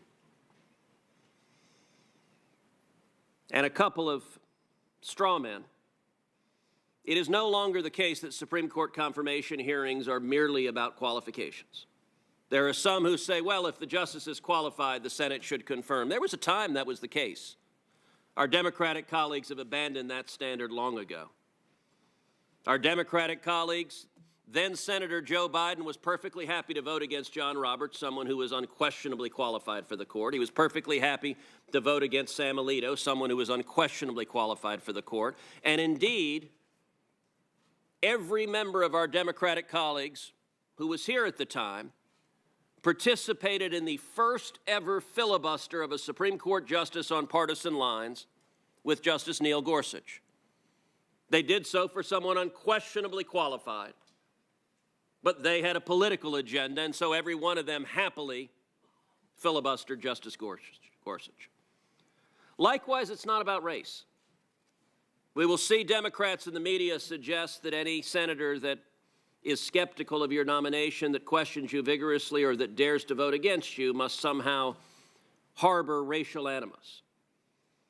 If that were the standard, I would note we are sitting on a committee where multiple members of this committee, the senior Democrats in the committee, happily filibustered Judge Janice Rogers Brown, a very qualified African-American woman nominated to the D.C. Circuit, and they did so precisely because they wanted to prevent Judge Brown from becoming Justice Brown, the first African-American woman. Joe Biden was among the Democrats filibustering the first African-American woman nominated to the D.C. Circuit. The senior Democrats on this committee also filibustered Miguel Estrada. As the staff for Senator Ted Kennedy said in writing at the time, the Democrats filibustered Miguel Estrada, quote, because he is Hispanic. They were explicitly racial. If you are Hispanic or African American and you dare depart from their political orthodoxy, they will crush you, they will attack you, they will slander you, they will filibuster you. So this is not about race. It is, however, about issues and substance, and I got to say, I agree with Chairman Durbin. Chairman Durbin quoted Paul Simon, and he said, history will judge, quote, did she restrict freedom or did she expand it? I agree with that. The reason the American people care about the Supreme Court is it is integral to protecting or taking away our constitutional rights. When it comes to free speech, this committee should inquire, will you protect the rights of Americans to speak, to say unpopular ideas, to say ideas that the government doesn't want you to say, that you nonetheless have a right to say? Will you protect freedom or restrict it? When it comes to religious liberty, will a justice vote to protect your right to live according to your faith and according to your conscience? Or will a justice vote to crush religious liberty and strip those rights away? The Second Amendment. Will a justice vote to defend your Second Amendment rights to keep and bear arms, to defend your family, to defend your children? Or will a justice roll over to the Democrats that want a disarmed citizenry? The right to life. Will a justice protect the rights of the people, the rights of state legislatures to enact laws protecting innocent life, protecting unborn life, stopping abominations like partial birth abortion? Or will a justice view her job as a super legislator striking down all such rights? School choice.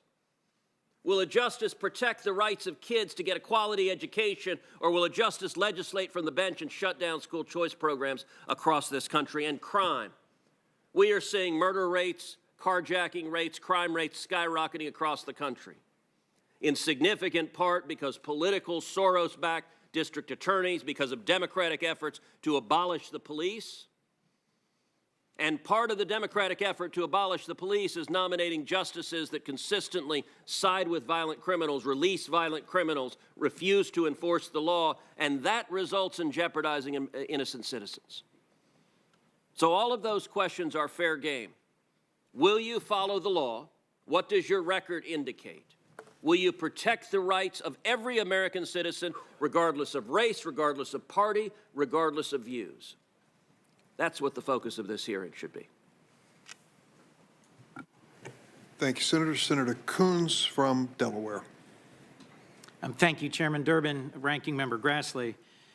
Judge Jackson, congratulations on your nomination. It is a joy and a blessing to welcome you and your family and your supporters here this morning. As both Senators Klobuchar and Cruz have laid out in great and forceful detail, the decisions of the United States Supreme Court have daily impact, regular bearing on the lived experience of Americans, and that is in part why hearings for this important role are so contentious.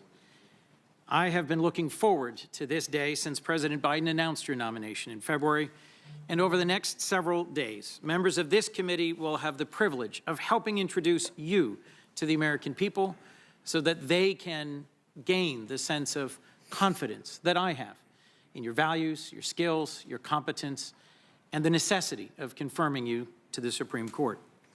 We'll be inviting you to speak directly to the American public and share the lived experiences, the strong qualifications, the judicial temperament, and the strength of character that made you not only an historic nominee to the Supreme Court, but an outstanding one as well.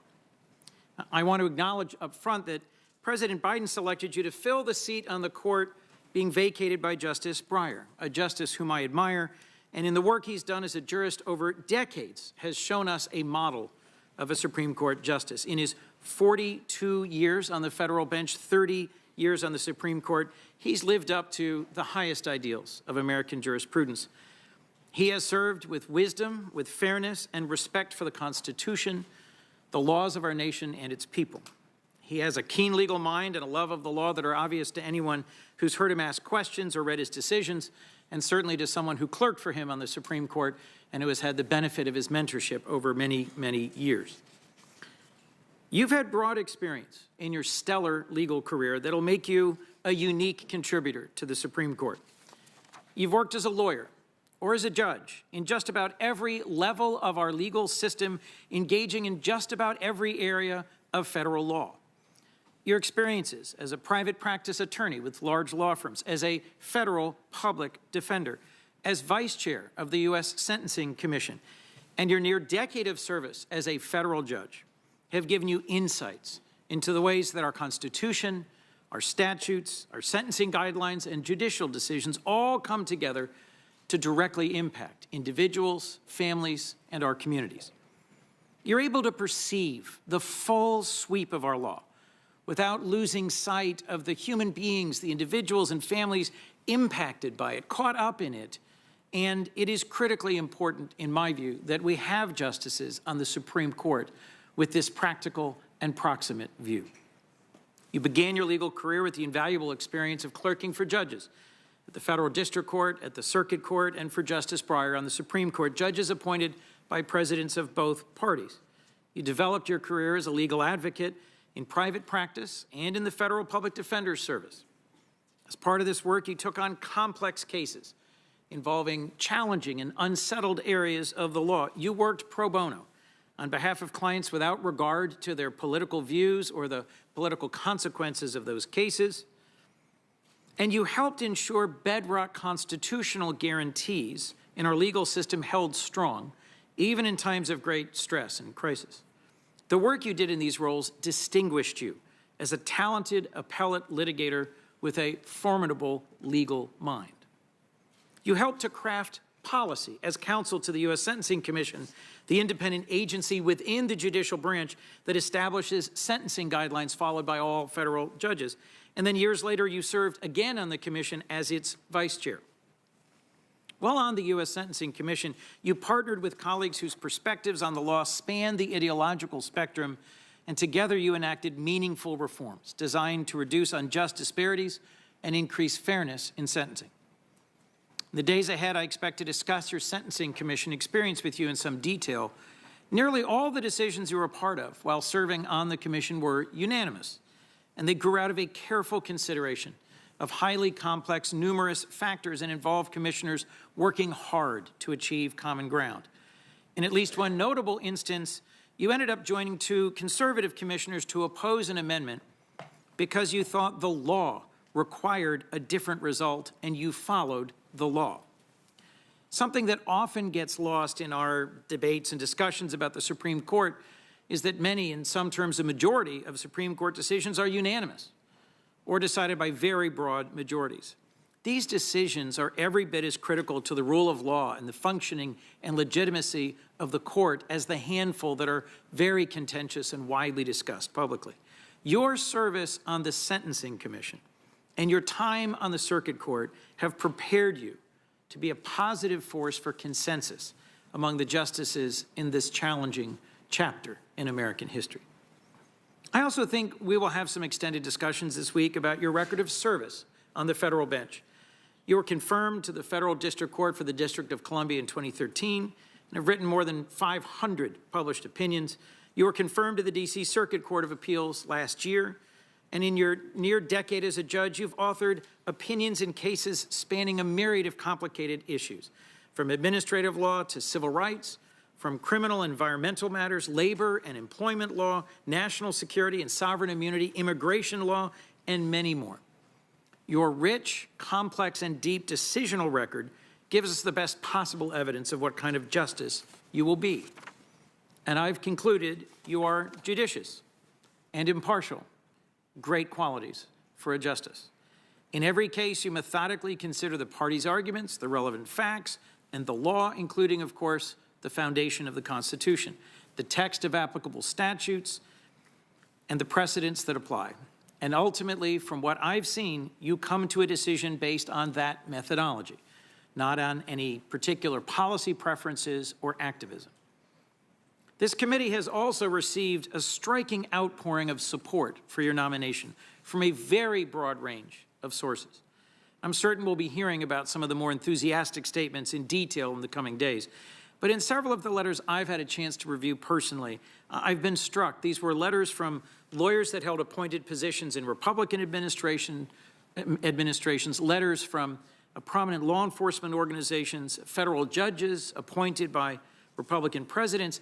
They praise your qualifications, your character, your experience, and your commitment to even-handed and impartial judging and the rule of law.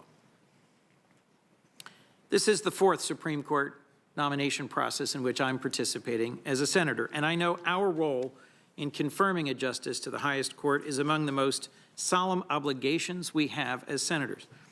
As we begin this week's hearings, I remain hopeful that we can come together as a committee and engage in respectful, good faith, bipartisan consideration of your nomination.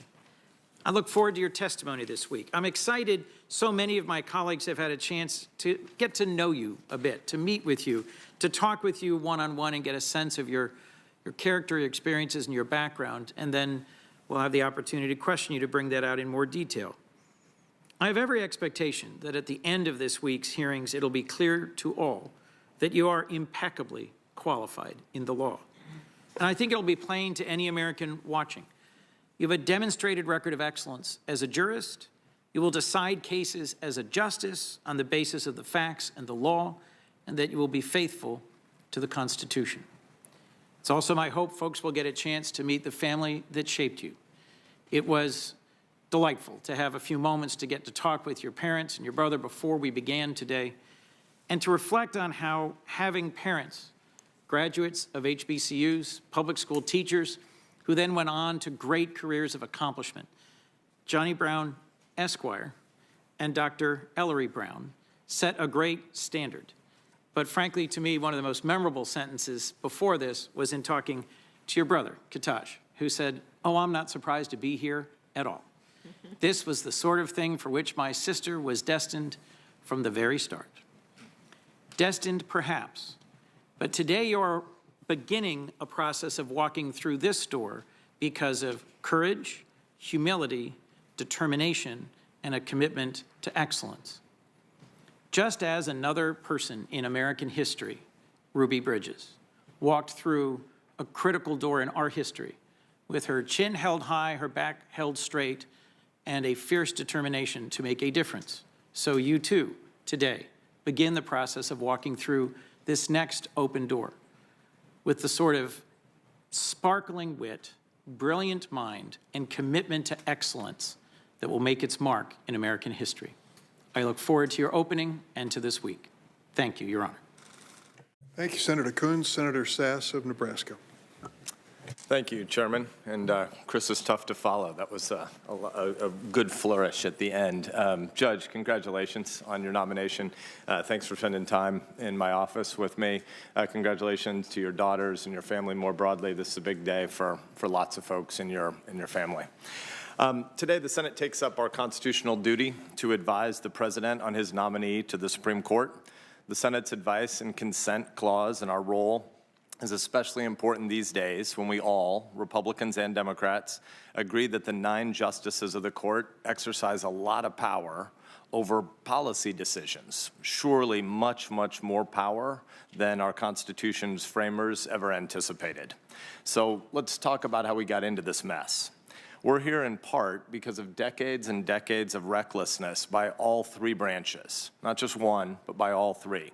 Congress, the Article 1 branch, fails to carry out our tasks responsibly and regularly. Rather than make tough policy choices, we pass incredibly vague laws and then just push the details on down Pennsylvania Avenue to unelected bureaucrats in the Article 2 branch. Then the head of the executive branch, meanwhile, whichever party he or she comes from, grabs more and more power with their pens and their phones. And finally, the Supreme Court, at the top of Article 3, tends to overstep the bounds that the Constitution sets on judicial power. The court has ignored restrictions on its authority, inserting itself into policy debates that are supposed to be entrusted exclusively to the 2 political branches. And what do we mean by that? What do we mean when we say Articles 1 and 2 are political?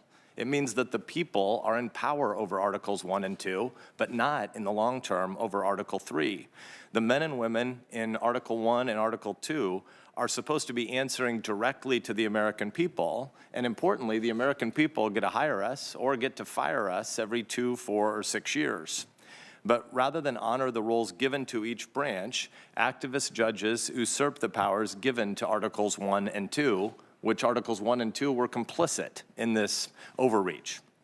Many years of corroding our constitutional order have contributed to the polarization and the viciousness that are poisoning our politics more broadly. We all know that our civic health and our civic life is not healthy, and as was mentioned at the beginning of the hearing, it's at least good that this one got kicked off without a bunch of yokels having to be arrested and carried from the room. When Chairman Grassley tried to speak a couple years ago at one of these, it took like an hour to get started.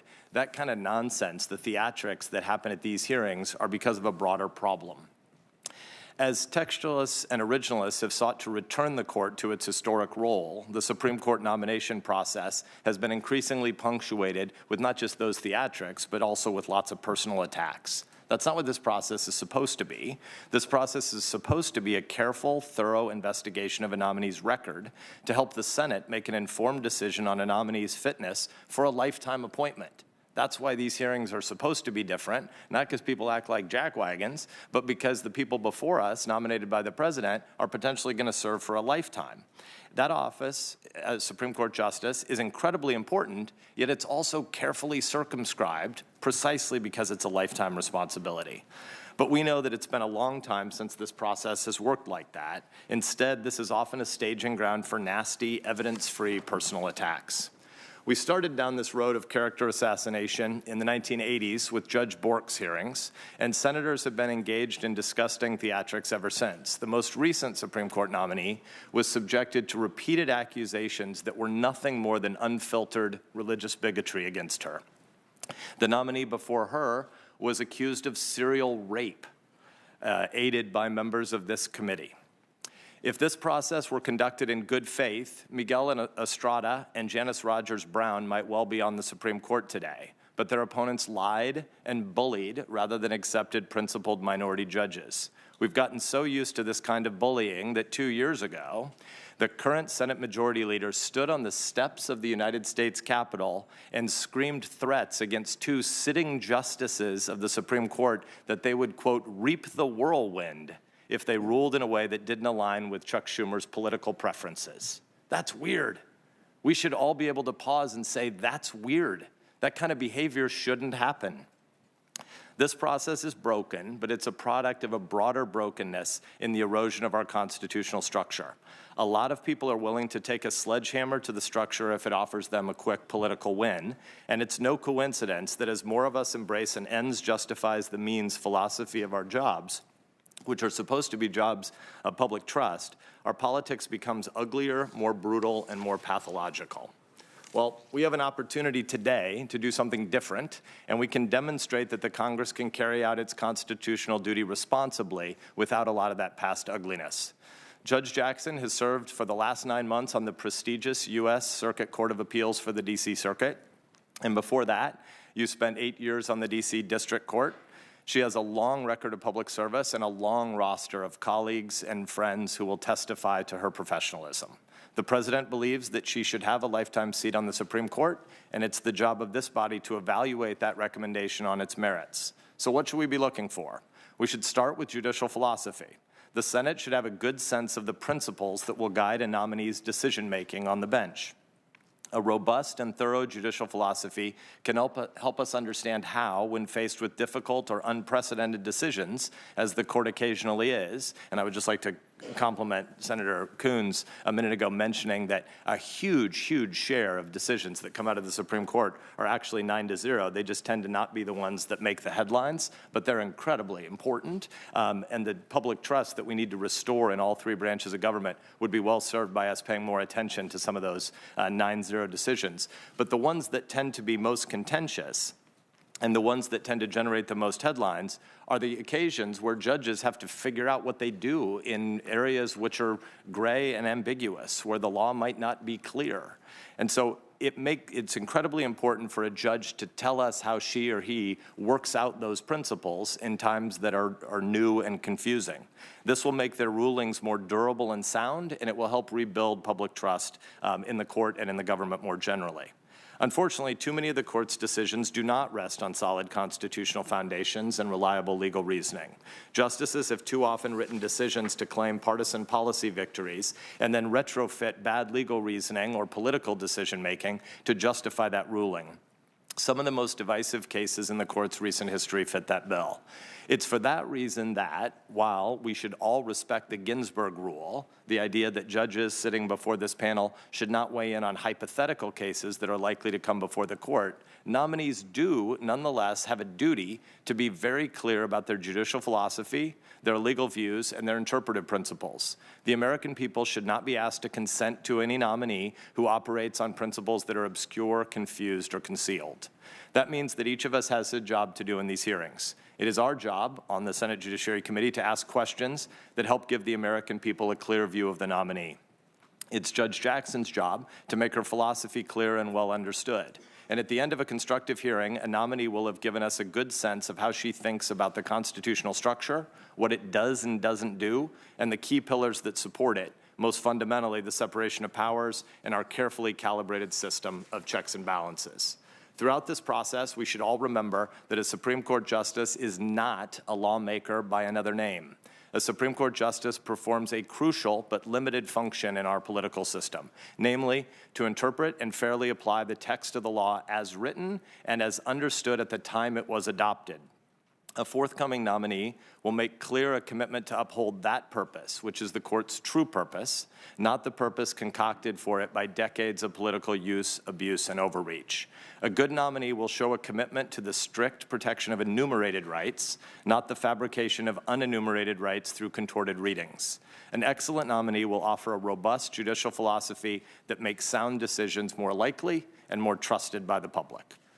Chairman, I look forward to hearing from Judge Jackson this coming week. Thanks, Senator Sass. Senator Blumenthal of Connecticut. Thanks, Mr. Chairman. Good afternoon, Judge. Thank you for being here. Thank you to your family. And thank you to President Biden for his vision and wisdom and courage in nominating you. First, on a personal note, for all of your extraordinary accomplishments and your immense distinction, you have shown two qualities that are rare among powerful, accomplished people: kindness and humor. And you're obviously a good listener, because you're doing a lot of listening here today. As you've seen, we're likely to hear more than a few straw men today, worn talking points, imagined grievances. But this hearing really should be about you, not about us. Historic is a word often overused in this place where a lot of history is made, but today seems truly to merit it. Certainly, it is an inflection point, an inflection pinnacle for our nation. The appointment of a black woman to the United States Supreme Court, let's be very blunt, should have happened years ago. This day is a giant leap into the present for our country and for the court. The appointment of a black woman to the court means that your service will make the court look more like America. Hopefully, too, it will make the court think more like America. We will never know in detail all of the challenges and obstacles that you've overcome to be here today, but we know for sure that you will bring an important perspective, in fact, a unique perspective, to a court that deeply needs it. Representation matters for the legitimacy and credibility of our judicial system. Judges are the face and voice of justice. People walking into your courtroom or any other in this country look to the human being, not just to the robes. Too often, our courts are isolated, seemingly sterile marble halls lacking emotional intelligence or a sensitivity to the impact they have on people, a fact that you clearly and dramatically understand. What really knocked me over in our meeting was the fact that you discussed your job as a judge in terms of the people who are affected by your rulings, the people whose lives are touched by the justice system, whether as victims, as criminal defendants, or as people dealing with a personal or professional conflict. You will be the first public defender on the court. You understand our justice system uniquely through the eyes of people who couldn't afford a lawyer. They couldn't afford their own lawyer, and you advocated for them. You will also bring to the court extraordinary intellect and character, as well as diverse personal and indeed professional experience. Your presence will ensure the court more fully and deeply understands the lives and experiences of everyday Americans. You grew up as the daughter of two public servants, public school teachers and administrators. You're the niece of uncles who have impressive law enforcement careers, including one as Miami's chief of police. And you also have family members who have struggled, as do every American. And you've advocated for defendants standing accused of serious crimes, as well as sentencing defendants who have been convicted of such crimes. You are an immensely devoted parent who has achieved eye-popping professional distinction. You've had a long career already as a distinguished jurist In fact, you would bring more experience as a trial judge than any current justice on the Supreme Court. Now, I'd like to address directly the importance of your work as a public defender. I was a prosecutor and a law enforcement for a while, 4 years as U.S. Attorney and 20 years as Connecticut's Attorney General. And as a prosecutor, I know the system works best when there are good lawyers on both sides. My worst nightmare as a prosecutor was a defendant representing himself. My second worst nightmare was an incompetent counsel representing a defendant, because I know effective representation on the other side means more likely an error-free trial. I'd also like to address an issue that's been raised first by Senator Durbin and then by Senator Graham. I'm likely to be followed by one or more colleagues who have raised allegations about your record that are simply unfounded in fact and indeed irresponsible. They're unproven and unprovable. They're simply false. One of the first lessons that you learn as a prosecutor is never to promise a jury evidence that you don't have. There is simply no evidence to support these unfounded attacks. In fact, a commentary in the National Review cited by Senator Durbin said about those allegations, they are meritless to the point of demagoguery. Importantly, your record as a jurist also reveals impartiality. You're a proven unifier and a consensus builder, someone who can build bridges among colleagues, even adversaries. Not surprisingly, you've been confirmed on a bipartisan basis 3 times by the Senate. You've received glowing endorsements from former judges who are stalwarts of the conservative movement. The court needs a bridge builder. Now more than ever, it has become more polarized, more politicized, more divided than at any point in our history. And it faces a crisis of legitimacy as a result. Dark money special interest groups have sought to radically reshape the court. Their recent selection of justices was to a remarkable degree outsourced to ideological groups with the express aim of remaking the court in the image of the far-right conservative movement. This court has signaled that it will continue to overthrow well-established precedents after disingenuously promising us, members of this committee, that it would respect those precedents. And instead, it threatens to adopt preferred policy views. I revere the United States Supreme Court. I clerked for a justice myself, Harry Blackmun. I've argued 4 times before the court. I'm deeply concerned that this court is careening toward a precipice that will gravely threaten its role in our history, that it is out of step with America, and that it is losing the trust and respect of the American people that are essential to its authority. Trust in the United States Supreme Court is at a new low. The Supreme Court has no armies, no police force to enforce its decisions. Its authority depends on its credibility and the respect and trust of the American people. My hope is that you will help to restore that trust, that you will re-inspire the confidence of the American people in the court.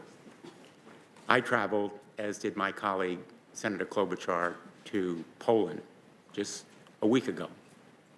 And I saw people fleeing bombs and destruction, people, mostly women and children, who wanted nothing more than the kinds of freedoms that we have in this country.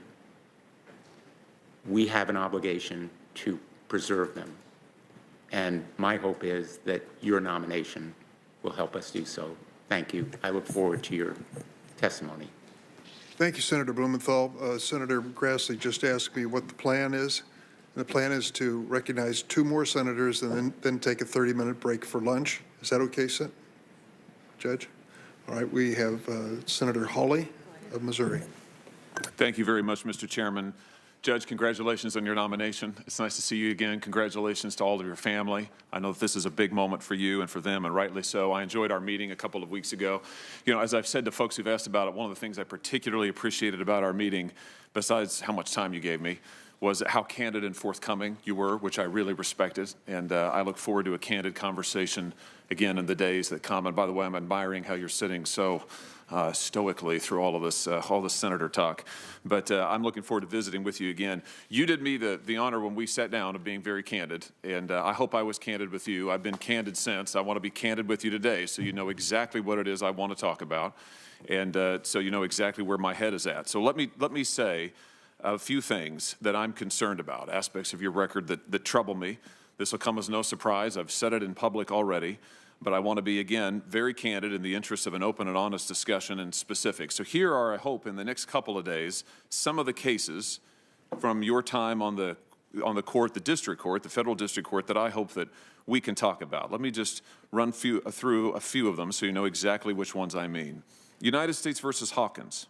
This was a child pornography case where the defendant distributed multiple images of child porn, possessed dozens more, including videos. The federal sentencing guidelines recommended a sentence of 97 to 121 months in prison. Prosecutors recommended 24 months in prison. Judge Jackson gave the defendant 3 months in prison. United States versus Chazen. That case, the defendant possessed 48 files of child pornography. The federal guidelines recommended 78 to 97 months in prison. The prosecutor recommended the same. Judge Jackson sentenced him to 28 months. United States versus Cooper. There, the defendant possessed dozens of images of child pornography and distributed dozens of images of child pornography, possessed over 600. The federal guidelines recommended 151 to 188 months in prison. That's a long time. The prosecutor recommended 72 months. Judge Jackson gave the defendant 60 months, which was the lowest sentence permitted by the law. United States versus Down, that's a case where the defendant distributed 33 graphic images and videos of child sexual assault to an anonymous messaging app, unfortunately a practice that's becoming more common. The federal guidelines recommended 70 to 87 months in prison. The prosecutor recommended 70 months in prison. Judge Jackson sentenced him to only 60 months. Again, that's the lowest level that was permitted by law in that case. United States versus Stewart, the defendant there distributed scores of images of children suffering sexual abuse. The guidelines recommended 97 to 121 months in prison.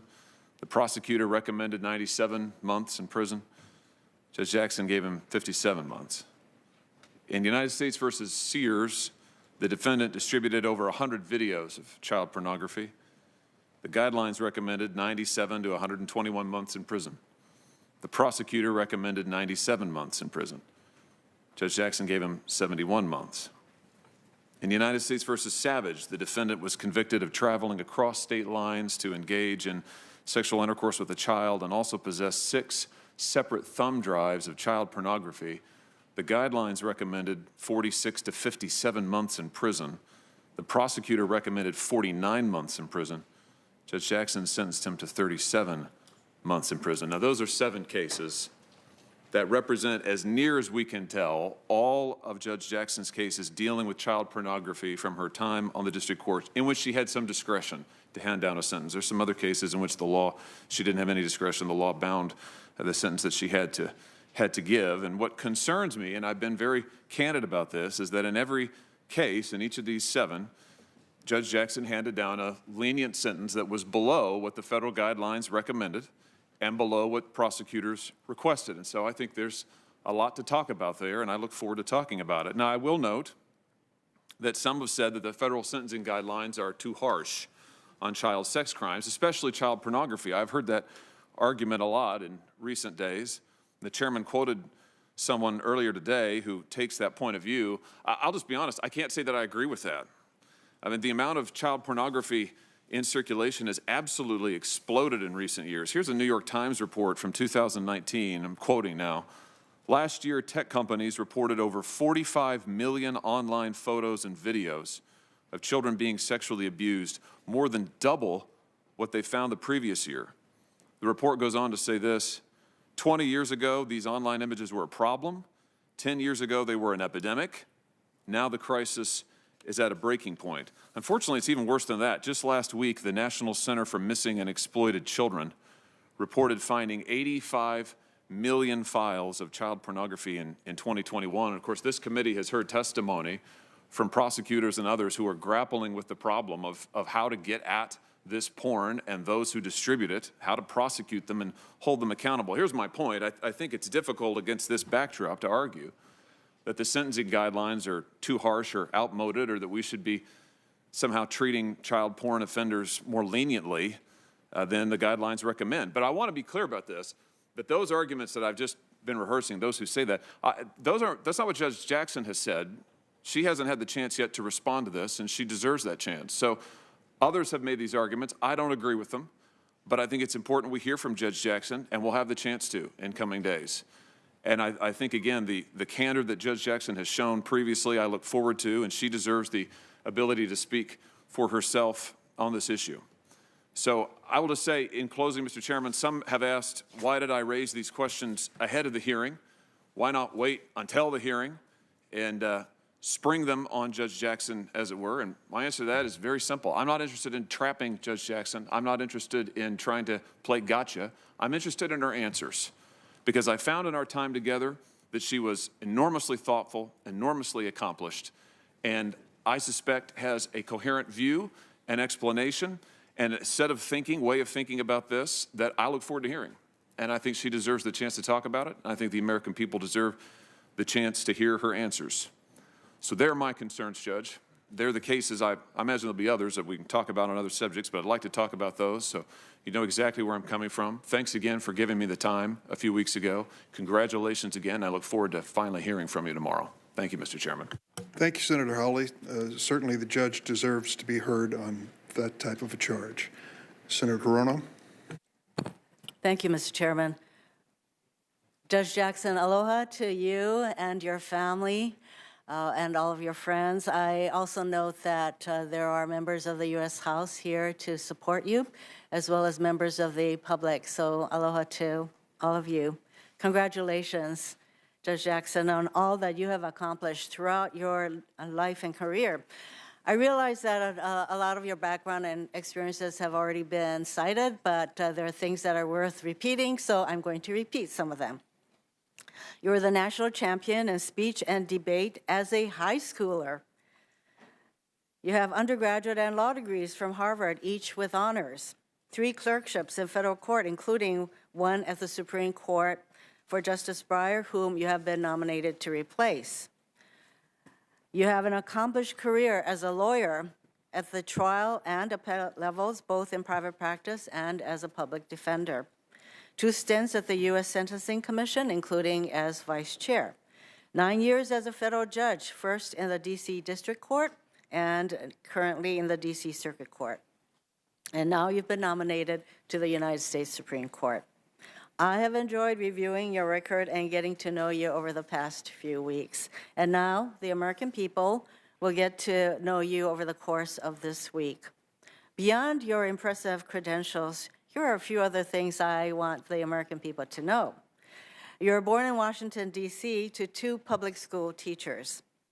You moved to Miami, Florida at a young age, so your dad could go to law school. And you were inspired to pursue a career in law by watching your dad study for his law classes at the kitchen table. You first considered attending Harvard, a thought that hadn't previously entered your mind after attending a speech and debate competition on the Harvard campus during high school. And then you thought, this is possible. You've been confirmed 3 times by the Senate, all on a bipartisan basis, first to the Sentencing Commission and later to be judge on the D.C. District Court and the D.C. Circuit Court. You're the 2nd generation in your family to go to college and worked extremely hard to get to where you are today. You are a wife and mother of 2 children. Clearly, your life and your career have more than prepared you to serve on our nation's highest court. which is why it is no surprise that there is broad consensus across the political spectrum that you are an eminently qualified and fair person to serve on the Supreme Court. As former Fourth Circuit Judge Michael Luddick, a George H.W. Bush appointee, said, you are, quote, as highly credentialed and experienced in the law as any nominee in history, end quote. In history, that's over 200 years.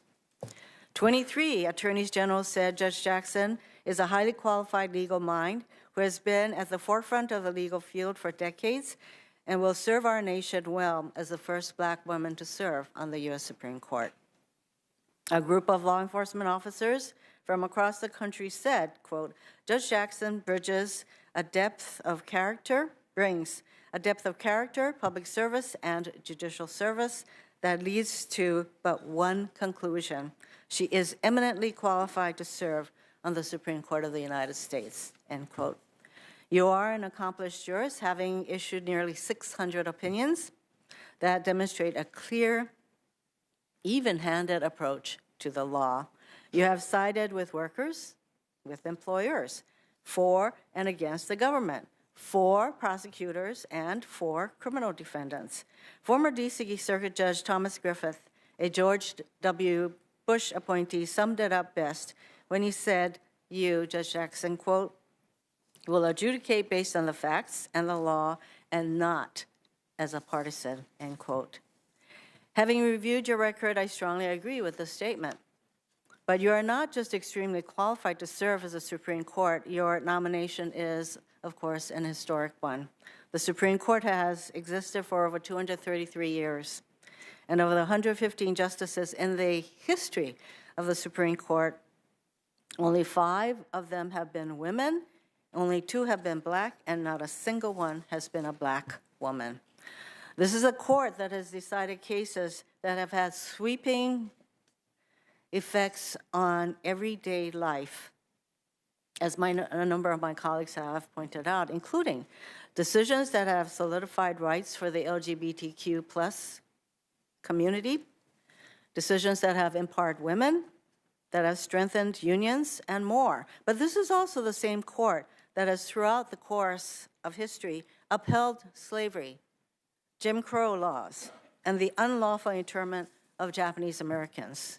For over 233 years, the individual making decisions that have altered the course of this country have almost exclusively been white men. It's pretty remarkable when you consider the power that this court has and the historical lack of diversity of the people who exercise that power, the justices. But instead of celebrating the long overdue diversity Judge Jackson would bring to the court, some of my Republican colleagues and public figures have attempted to undermine your qualifications through their pejorative use of the term affirmative action. And they have implied you were solely nominated due to your race and not for other factors. Apparently, some have even claimed that you need to show your LSAT scores to determine whether you are a top legal mind. This is incredibly offensive and condescending. Let me be clear. Your nomination is not about filling a quota. It is about time. It's about time that we have a highly qualified, highly accomplished Black woman on the Supreme Court. It's about time our highest court better reflects the country it serves. It's about time that Black women and girls across the country can finally see themselves who look like them sitting on the highest court, making decisions that will impact their lives. And they will know that it is possible for them to do the same. One cannot overstate the importance of representation. Your experiences and your background as a trial judge, a public defender, a mother, a Black woman, and so much more provide you with a uniquely different perspective than any of the 8 other justices on the court. Like your mentor, Justice Breyer, I know you will engage with the other justices, both liberal and conservative. You are a consensus builder to share their perspectives challenge their views, and shape the court's direction for the better. With the personal and professional diversity you bring, you will expand the experience and knowledge of the Supreme Court, and the decisions the court makes will be better as a result. Before I end, I also wanted to mention I was so glad to hear you reference Constance Baker Motley during your introductory press conference at the White House. Constance Baker Motley was an icon of the civil rights movement. As a lawyer for the NAACP Legal Defense Fund, she helped craft the argument in Brown v. Board of Education that finally put an end to separate but equal. She was the first Black woman to argue before the Supreme Court, ultimately arguing 10 cases before the court and winning 9, including the case that allowed James Meredith to enroll at the University of Mississippi.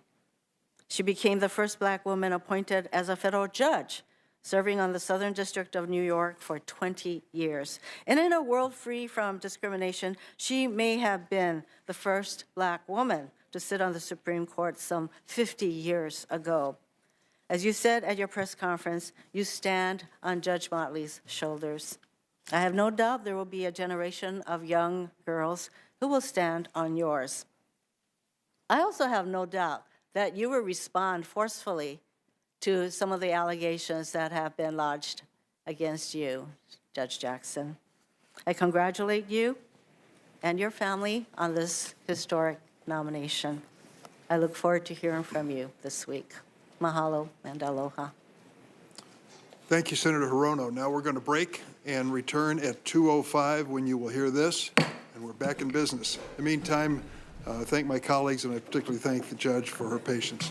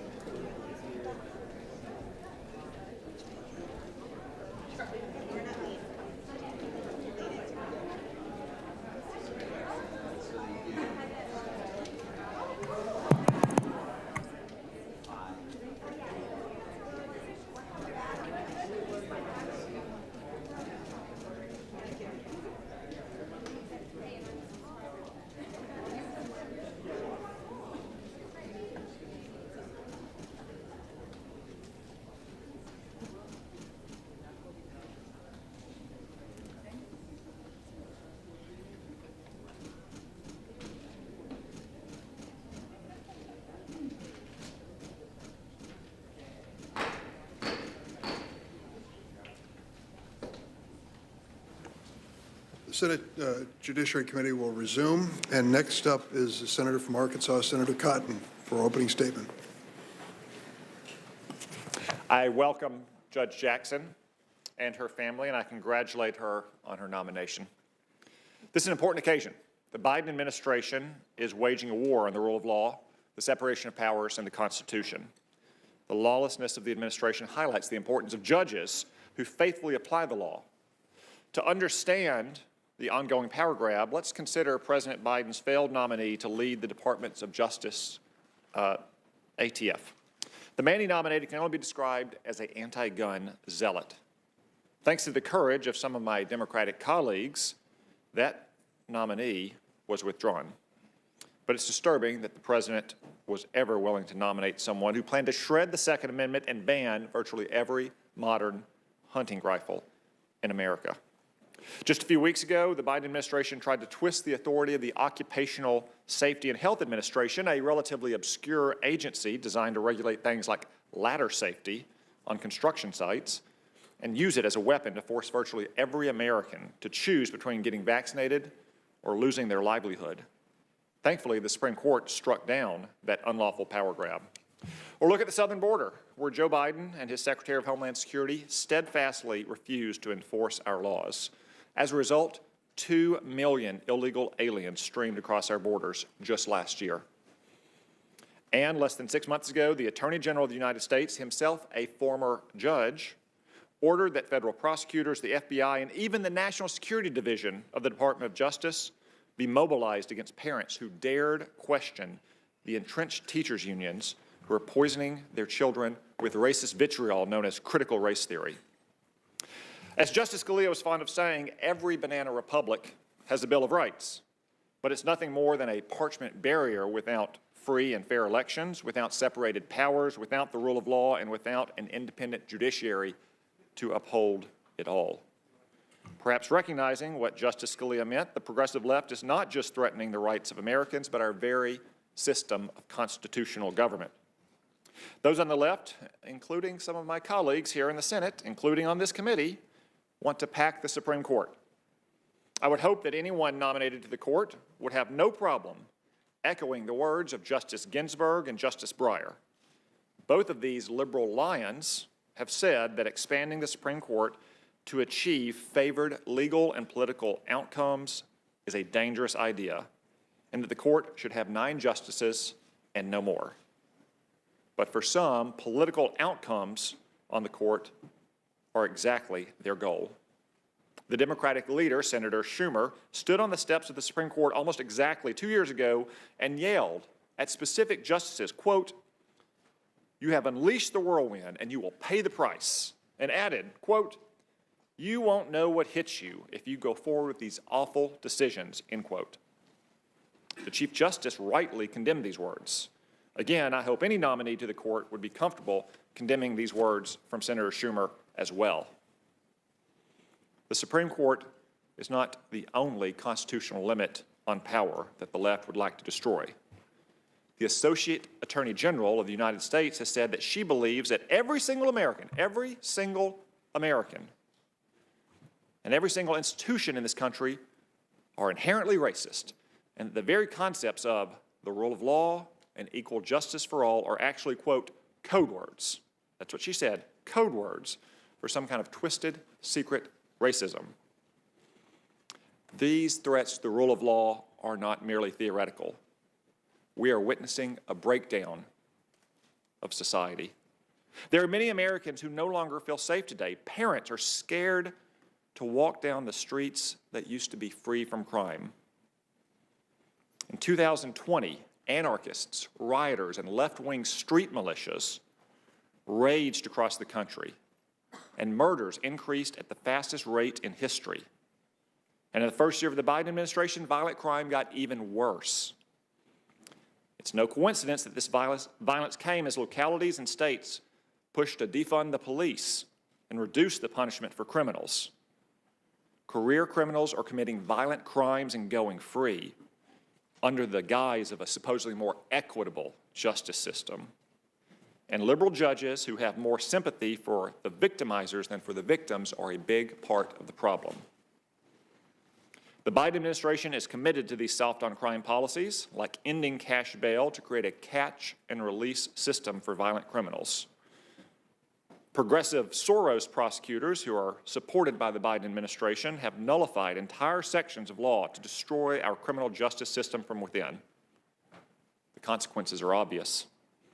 Skyrocketing violent crime, emboldened gangs, and drug overdoses reaching numbers never before seen in American history. If Judge Jackson is confirmed, her decisions will have a direct impact on the safety of the American people. So we're going to look at her past decisions and her statements, because the best predictor of future performance is past performance. That brings us to today. we're asked to determine whether the President's nominee to the Supreme Court is able and willing to meet these vital challenges. I enjoyed meeting with Judge Jackson last week in my office. We had a good conversation, and over the next few days, I'll have many more questions. Let's be clear about this. The confirmation hearing is not a test of how well nominees can filibuster or how many questions they can avoid answering. It's true that there is a tradition of avoiding any stances on how one might rule in specific cases, if confirmed, and there's good reason for that. But that's not a license to refuse to discuss one's views of the law, how one would go about conducting legal interpretation, or one's philosophy as a judge. Judge Jackson isn't nominated to be a district judge or a circuit judge this time around, so it is not enough to say that she will approach things with integrity and fairness and faithfully apply precedents set by higher courts. Just as you wouldn't hire a teacher who refused to say anything about their teaching philosophy other than that they would look at the curriculum and appropriately teach the students, it's not enough to say only that one would look at the facts and arguments in the case and fairly apply the law. That wouldn't tell us anything about how one plans to do the job, how one interprets the law, how one understands our Constitution. It's no secret that I voted against Judge Jackson's nomination to the Circuit Court last year, but I want to give her the opportunity to show why I should vote for her this time. So I want to be clear about what would convince me to support any Supreme Court nominee. I'm looking for a justice who will uphold the Constitution, not use it to invent new so-called rights. I'm looking for a justice who understands that the Constitution means what it says and does not mean what it doesn't say. Someone who understands that it is not up to 9 unaccountable, unelected politicians in black robes to decide some new evolving meaning of the Constitution based on public opinion polling or views of the legal elite. I'm looking for a justice who realizes that a so-called living Constitution really means that the Constitution is dead. Instead, we should have an enduring Constitution, as Justice Scalia contended. I'm looking for a justice who understands that there is a process for updating the Constitution, and that process is by amending the Constitution. I will not support anyone who seeks to rewrite the Constitution from the bench, rather than through our constitutional amendment process. I'm looking for a justice who understands that nobody is above the law and will not coddle criminals or put illegal aliens ahead of American citizens.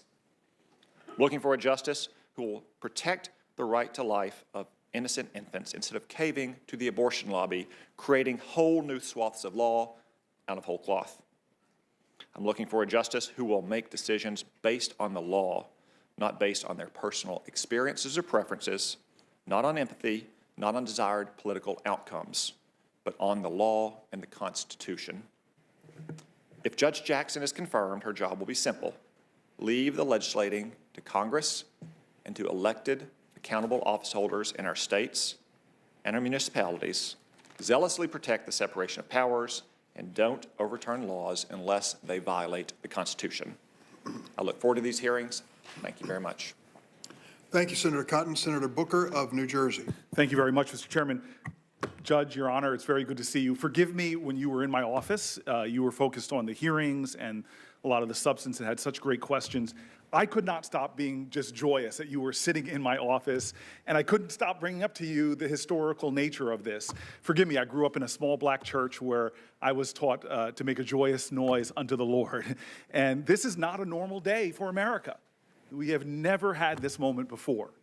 And I just want to talk about the joy. I know tomorrow in the coming hearings we're going to have tough, hard questions, but please let me just acknowledge the fact that this is not normal. It's never happened before. The Senate is poised right now to break another barrier. We are on the precipice of shattering another ceiling, another glass ceiling. It's a sign that we as a country are continuing to rise to our collective cherished highest ideals.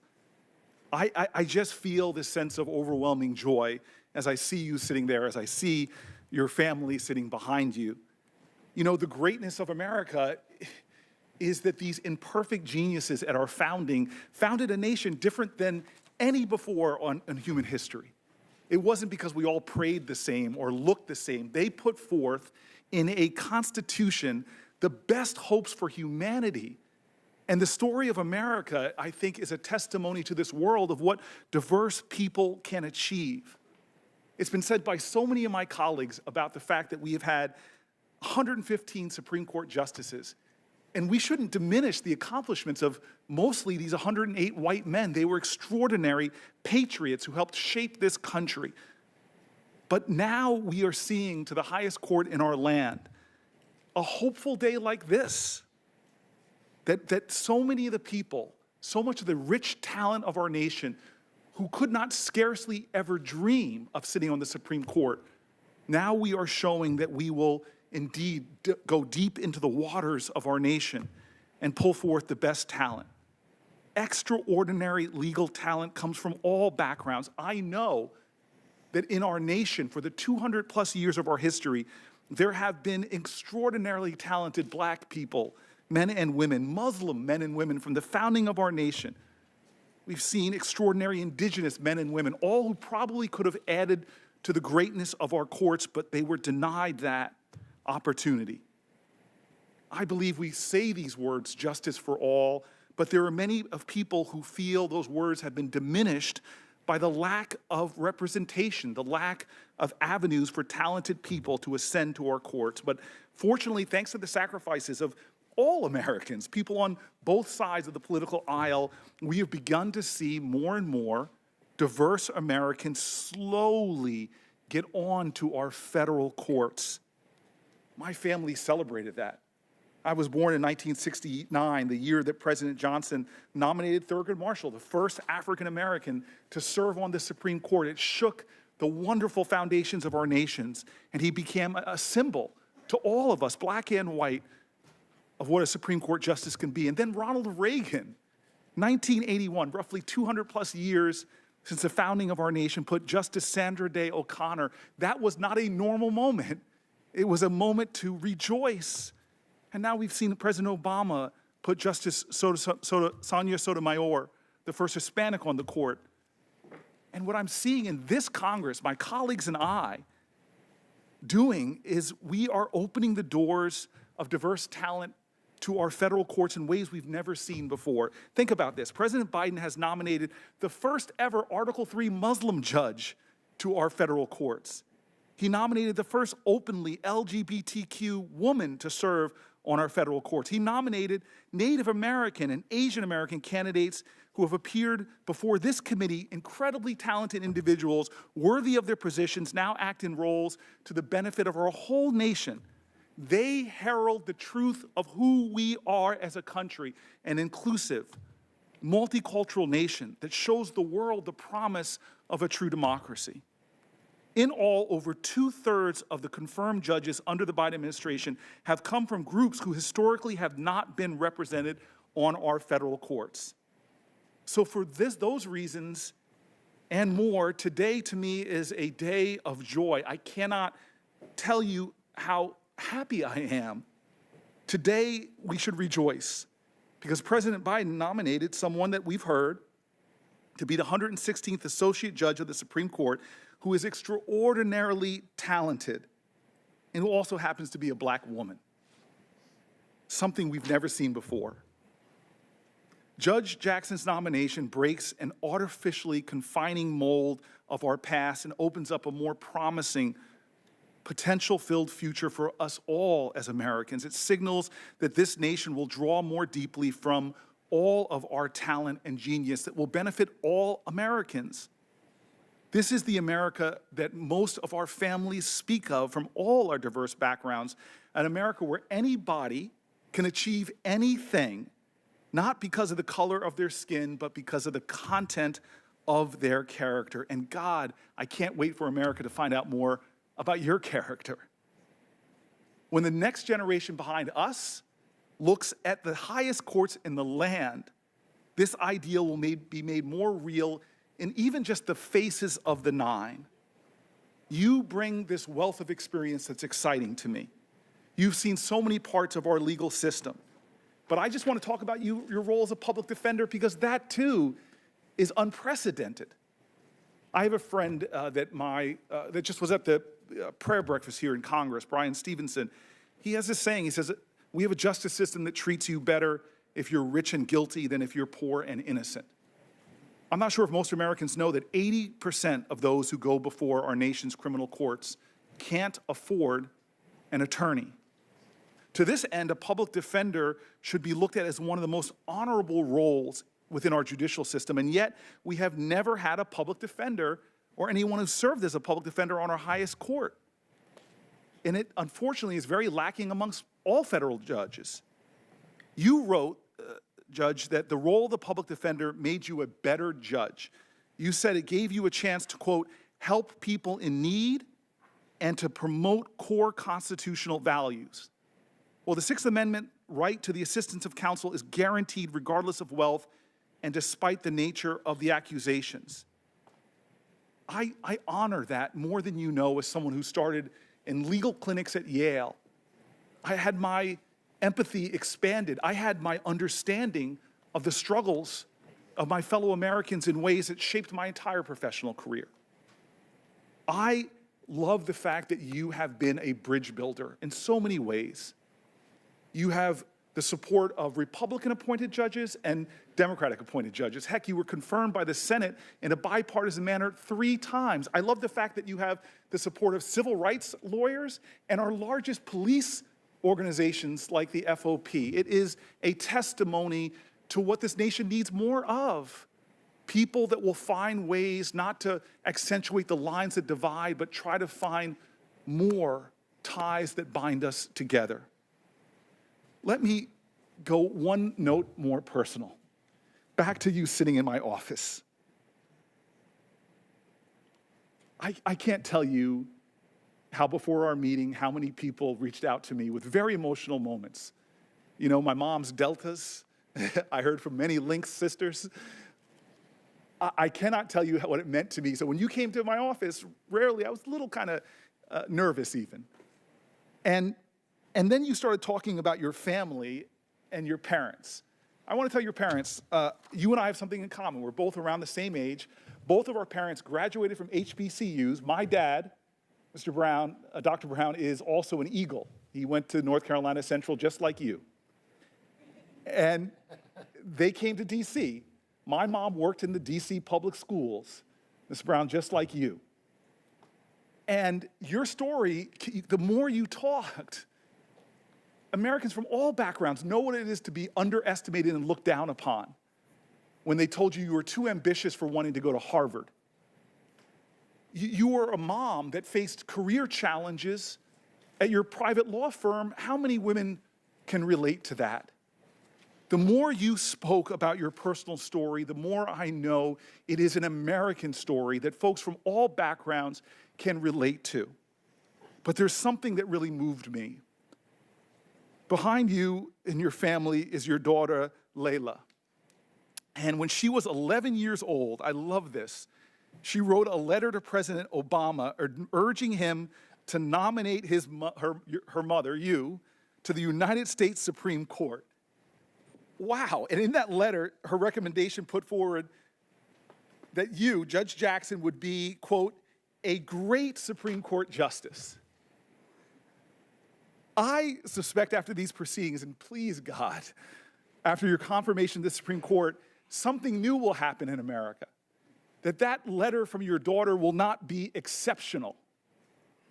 Generations of little young girls and generations of little young boys, no matter who their parents are, will have the audacity to write the President of the United States, whether they're daughters of white parents or black parents or biracial parents or Muslim and Jewish parents, Sikh or Hindu parents.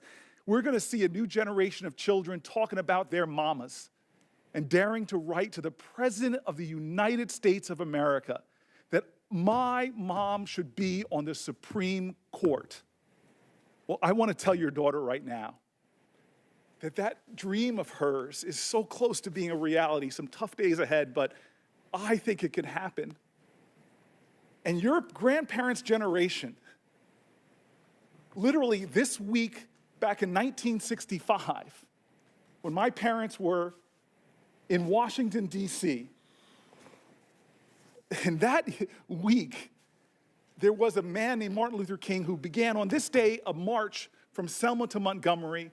And when he finally made it on the 25th of March, he talked to people who were losing faith in America, that we can be who we say we are. And he says, for those folks, how long will we have to wait? Not long, because the arc of the moral universe is long and it bends towards justice. Well, today, America is witnessing the literal bending of the arc and the conducting of one of the most sacred ideals of this country, justice for all. I think more people at the end of these hearings and after a Senate vote, more people will believe that we can be the nation we say we are when we put our hand on our heart. Indeed, I think you and your family are giving a lot more people faith that we will achieve a nation of liberty and justice for all. Thank you. Thank you, Senator Booker. Senator Kennedy of Louisiana.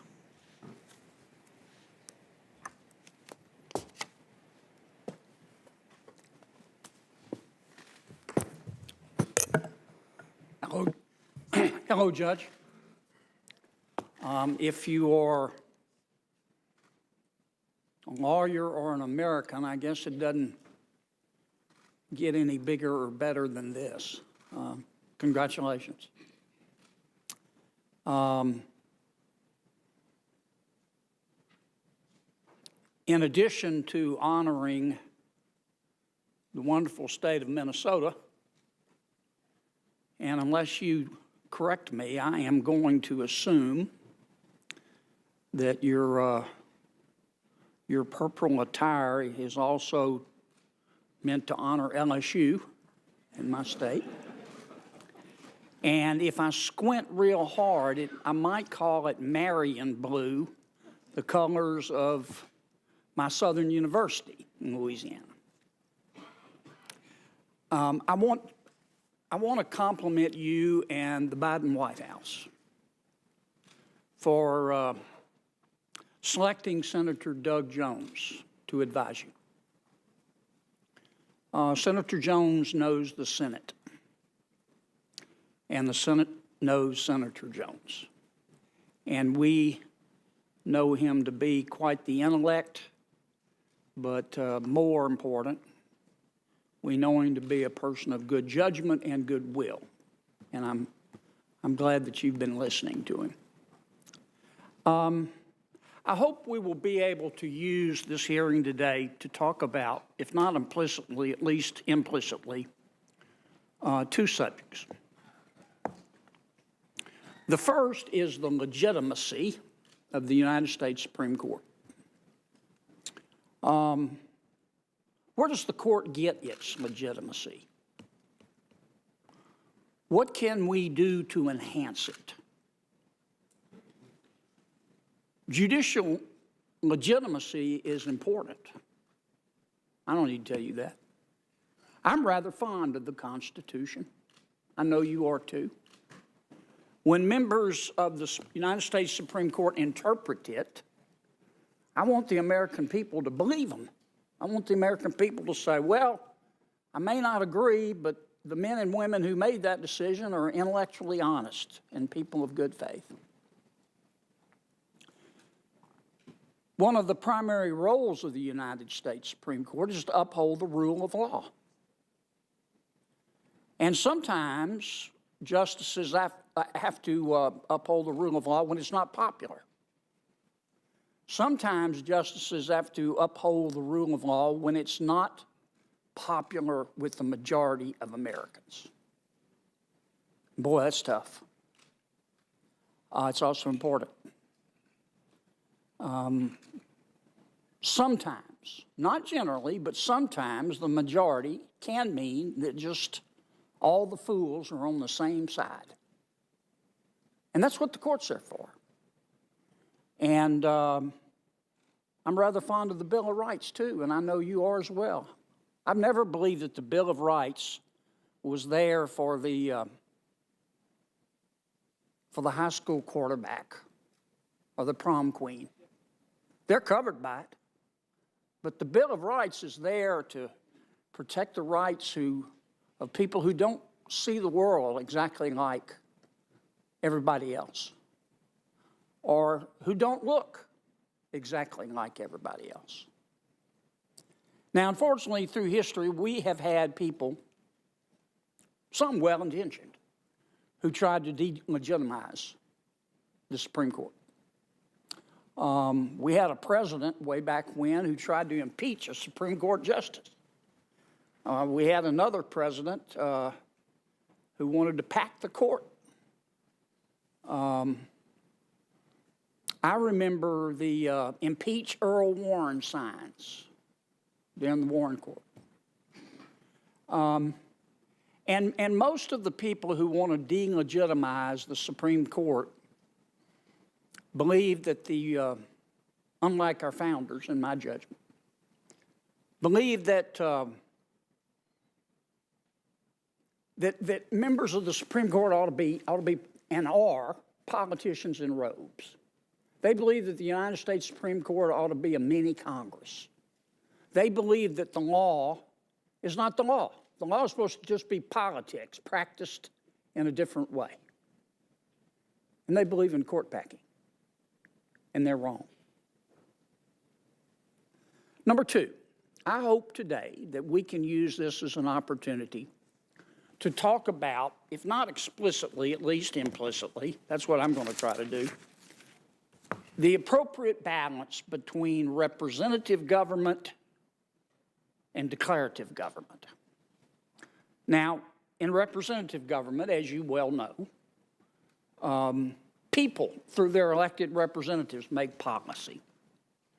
In declarative government, policy is made by the unelected, the administrative state, and the federal judiciary. Now, both are important. Both are important. I'm not saying this is a zero-sum game or either or. But what's just as important is we have the appropriate balance between representative government and what I'll call declarative government. I mean, we have an administrative state. Did any of us ever think it would get this big? Is that healthy? We need to ask ourselves that. Is it really healthy to arrive at a circumstance where the administrative state passes 35 laws a year to our one?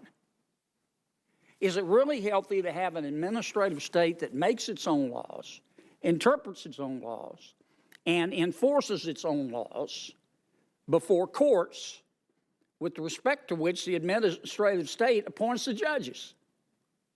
I think that's a fair question to ask. In terms of, with respect to declarative government in the Supreme Court and the federal judiciary, federal judges have enormous power. They have to, but they do. They have enormous power. You're appointed for life. You can't be unelected. Your salary can't even be reduced. And you have to have that power. Judicial power is important. So is judicial restraint. I believe that the appropriate role of the federal judiciary is the following.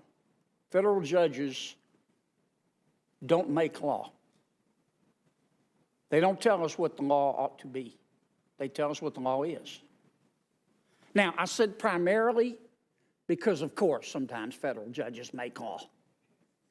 I mean, you make the law of the case. You decide a case. You have to tell us what reasonable means in terms of searches and seizures. You have to help us define restraint of trade after we pass a statute. So, of course, judges make law. But I'm talking about the proper balance. I'll leave you with these last thoughts, and then I'll yield back my time.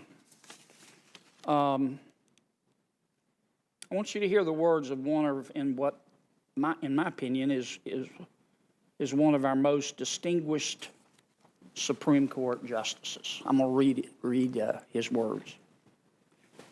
The American people love democracy, and the American people are not fools. The people know their value judgments are quite as good as those taught in any law school. maybe better. Value judgments, after all, should be voted on, not dictated. I look forward, Judge, to getting to know you better. And congratulations, Mom and Dad. Thanks, Senator Kennedy. Senator Padilla. Thank you, Mr. Chair. Judge Jackson, welcome back to the Senate Judiciary Committee. Now, the last time you were before us, just less than a year ago, I recall that you mentioned that every once in a while, you make it a point to walk a few blocks from your courthouse to the National Archives.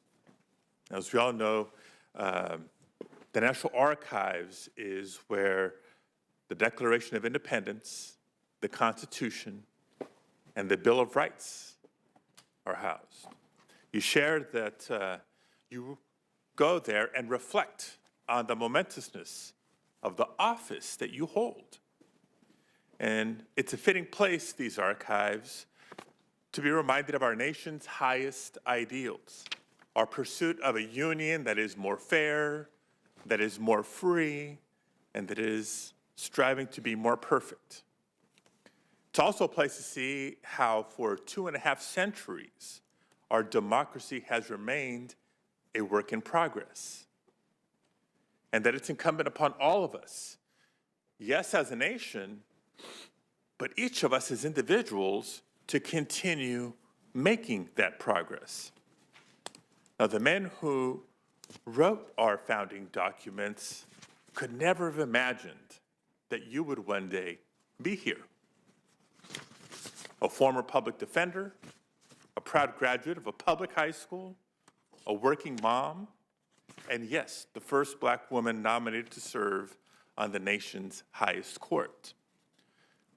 Colleagues, our founding fathers also could never have imagined that the senators sitting before Judge Jackson would include the first women to represent California, Hawaii, and Tennessee, the first Jewish man to represent Georgia, the first Hispanic man to represent Texas, the first Black man to represent New Jersey. Nor could they have imagined that the list would include me. I'm here as a proud son of immigrants from Mexico who came to this country with little formal education, but with big dreams and a tremendous work ethic. And it's because of the decades of hard work and sacrifice by Santos and Lupe Padilla, my dad as a short order cook, my mom as a housekeeper, that I've enjoyed tremendous opportunities in my life. And that includes the honor of representing the state of California in the United States Senate and of being the first Latino to do so. So like so many of us in this room, I'm blessed to live the American dream. Now, looking around, you can see that the strides that our democracy has made towards strengthening our institutions by including more voices and more perspectives. Judge Jackson, if you're confirmed, we'll take another step towards making our government better reflect the America that it serves, towards making the promise of America more real. And we know that progress doesn't come easily. Breaking barriers and being the first means not just significant opportunity, but tremendous responsibility.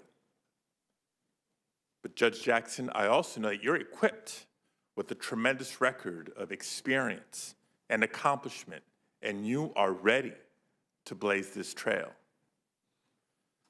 A trail that your grandparents may have found unfathomable, but one that your daughters and my sons and future generations will now see as a natural part of the American story. Judge Jackson, even before your next opinion or dissent, your appearance before us today already begins a new chapter in our nation's history. And I can say for certain that by the end of these hearings, Those watching across the country will know of your outstanding qualifications, your experience, and your accomplishments, which bear repeating over and over again. A public education, including graduating from Miami Palmetto High School. I see that smile. Followed by degrees from Harvard College and Harvard Law School, clerkships at the Federal District Court, the Federal Court of Appeals, and the United States Supreme Court. 2 years as a federal public defender. 2 years as a staff member of the United States Sentencing Commission, and 4 years as its vice chair. You've been confirmed by this Senate, not once, not twice, 3 times, each on a bipartisan basis, including 2 lifetime judicial appointments. And you bring nearly a decade of judicial experience, which, by the way, is more than the combined total of 4 of the currently sitting justices at the time they were nominated. So yes, you are clearly more than qualified to serve as a justice of the Supreme Court of the United States. And yes, you bring a wealth of other important experiences and perspectives to the court, including as a working mother and as a Black woman. Now, in these hearings, I look forward to speaking further about your background, your experiences, both on and off the bench, and your approach to the law. But based on our conversations already and my review of your record, I believe you have the expertise, the insight, and the heart to elevate the weighty deliberations of the Supreme Court. Now, every year the Supreme Court decides dozens of cases that shape the fundamental rights and lives of the American people. Only a small percentage of those cases will ever be highlighted in history books, make the front page of newspapers, or go viral on social media. But the choices of the Supreme Court will certainly shape the future of labor rights, voting rights, women's rights, criminal justice, immigration, technology, environmental protection, and so much more. I also want to be clear about something important. If you're confirmed, I don't expect to agree with every detail of every decision that you make. That's not my test. That is not our test. Our job on this committee is to make sure that the next justice will honor the rule of law and the principle of equal justice for all. We must ensure that the next justice will help the Supreme Court live up to its responsibility to the American people. And yes, America is watching. America is watching these hearings to see what the future holds, not just for themselves, but for the court as well. Judge Jackson, like you, I believe in the greatness and the promise of this nation. I believe that we can continue building on our dream of a more perfect union. And that includes building a government that better reflects and represents the people that it serves. It's a dream that we've spent 2.5 centuries struggling to realize. And while this hearing may not be the last step on that journey, it is a momentous step forward indeed. Judge Jackson, you're an outstanding nominee for our nation's highest court. And I thank you for your service. And I thank you for sharing your faith in America's promise, a faith that is stronger because you know how far our nation has come. And Mr. Chair, before closing, and with your indulgence, I'd like to share a few words in Spanish on the importance of this nomination. La Corte Suprema decide docenas de casos cada año que afectan nuestras vidas y nuestros derechos fundamentales. Y esas decisiones afectarán el futuro de nuestro país a través de temas como el derecho al voto, inmigración, protección ambiental, derechos laborales y mucho más. Esta semana el Senado y el país verán lo preparada y calificada que está la jueza Jackson para la Corte Suprema.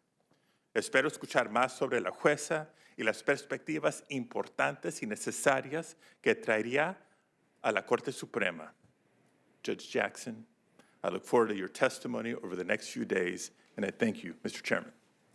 Muchas gracias, Senator Padilla. De nada. Senator Tillis of North Carolina. Thank you, Mr. Chairman, and Ranking Member. It's a real honor to now participate in my fourth Supreme Court nomination and confirmation process. And Judge Jackson, congratulations on your nomination. I do feel like you and your family have every reason to be very proud. And your daughter apparently has pretty weighty letter writing skills. When we met together, I wanted to thank you for the time that we spent together. I asked about your family. You beamed with pride. And I can understand why. You have parents, brothers, siblings, family members who are public servants themselves, and now you've gone on to do that, continue that legacy with in your public defender role and as a judge. You should be very proud of that. And we should also recognize the historic nature of this event, the first African-American female to be put forth for confirmation for the Supreme Court is quite extraordinary. I also want to recognize that when we had the meeting in my office, I asked you, why on earth are you doing this? Because this week is not going to be particularly fun, every moment of it. Why on earth are you doing this? I mean, you're brilliant, you're well-educated, you're studied in the law. There are so many other things that you could do. And you said that it really is the pinnacle of your profession, and that, I guess, in many respects, this is a realization of a dream of yours. But I also think that it's probably putting within reach for many young boys and girls, young men and women, the reality that they too someday could be here before the Senate being considered for confirmation to the highest court in the land.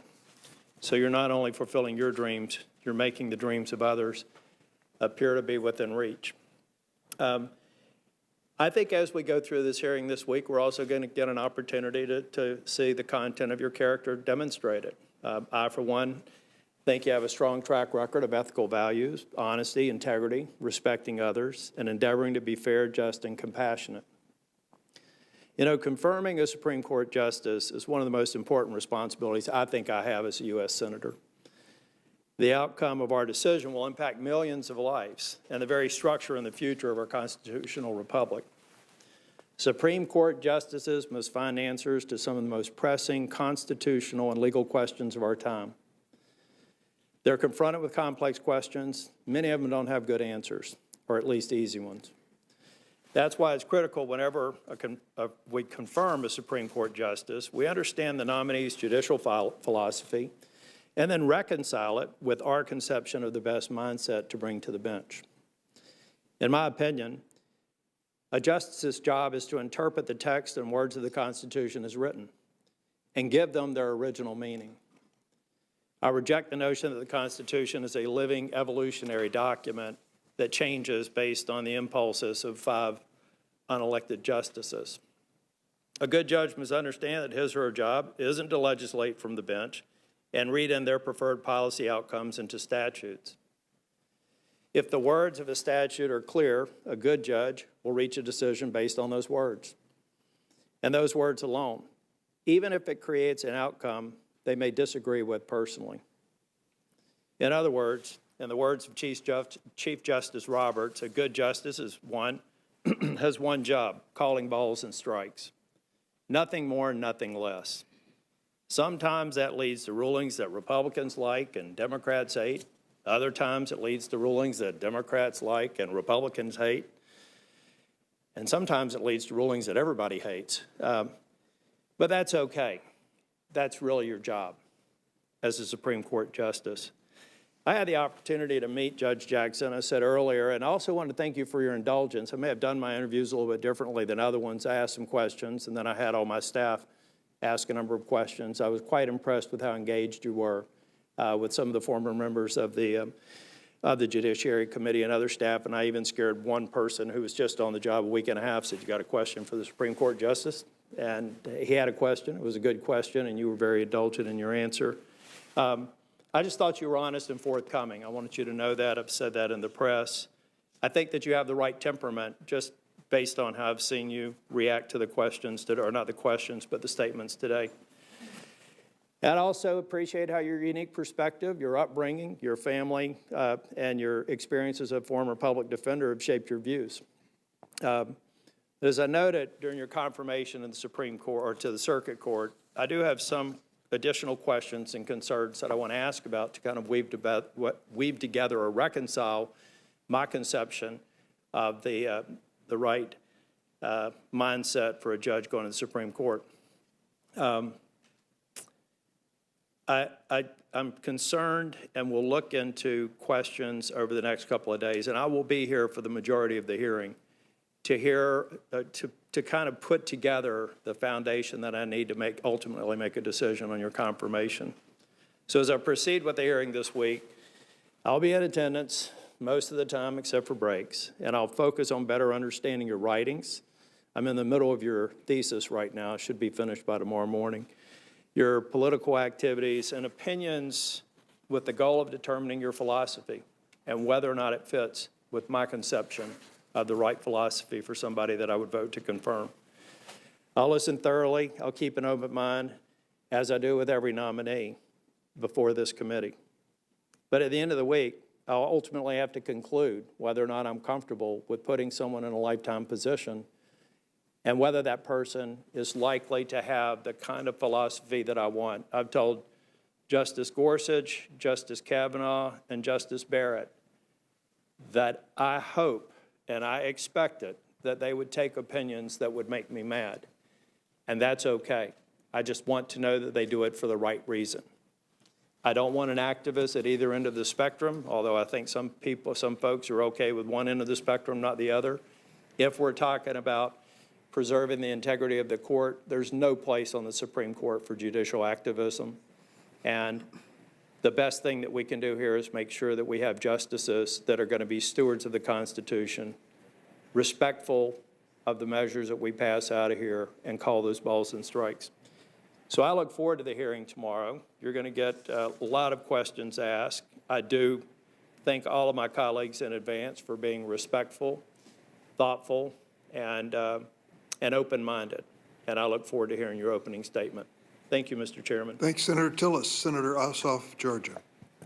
Thank you, Mr. Chairman. Ranking Member Grassley. Judge Jackson, good afternoon. Good afternoon to your family. Congratulations to your family. Congratulations to you for your nomination, and welcome back to the Judiciary Committee. I engage in these proceedings with deep respect for the responsibility that the Senate has to advise and consent on the lifetime appointment of a Supreme Court justice who would be responsible for interpreting and applying constitutional and statutory law in the most complex and contested and nationally significant cases. The Constitution was a groundbreaking document when written, and still by today's standards as amended, considering the tyranny that prevails in much of the world. Its guarantees of liberty and privacy and due process are exceptional as a governing document. Often in our history, it has fallen to the court through its decisions to ensure the enforcement of those guarantees. Yet our Constitution's guarantees of individual rights and equal protection under the law remain too often and for too many unfulfilled. For any colleagues who doubt this, I remind them of Ahmaud Arbery's murder in Glenn County, Georgia, just 2 years ago, when a young black man was shot dead in cold blood on camera in the street, and the local authorities buried the case and looked the other way. Only a massive civil rights mobilization pressured state and eventually federal prosecutors to act. For any colleagues who doubt that those promises remain unfulfilled to too many, I remind them that in my state you can predict how long someone must wait to vote by where they live and the color of their skin. In practice, the promises made in the plain text of our Constitution are still too often broken for too many of our fellow Americans. And so the court remains essential to that national process of becoming in real life what America is in text. Today's hearing, Judge Jackson, is evidence that this process continues, and above all, a testament to you personally,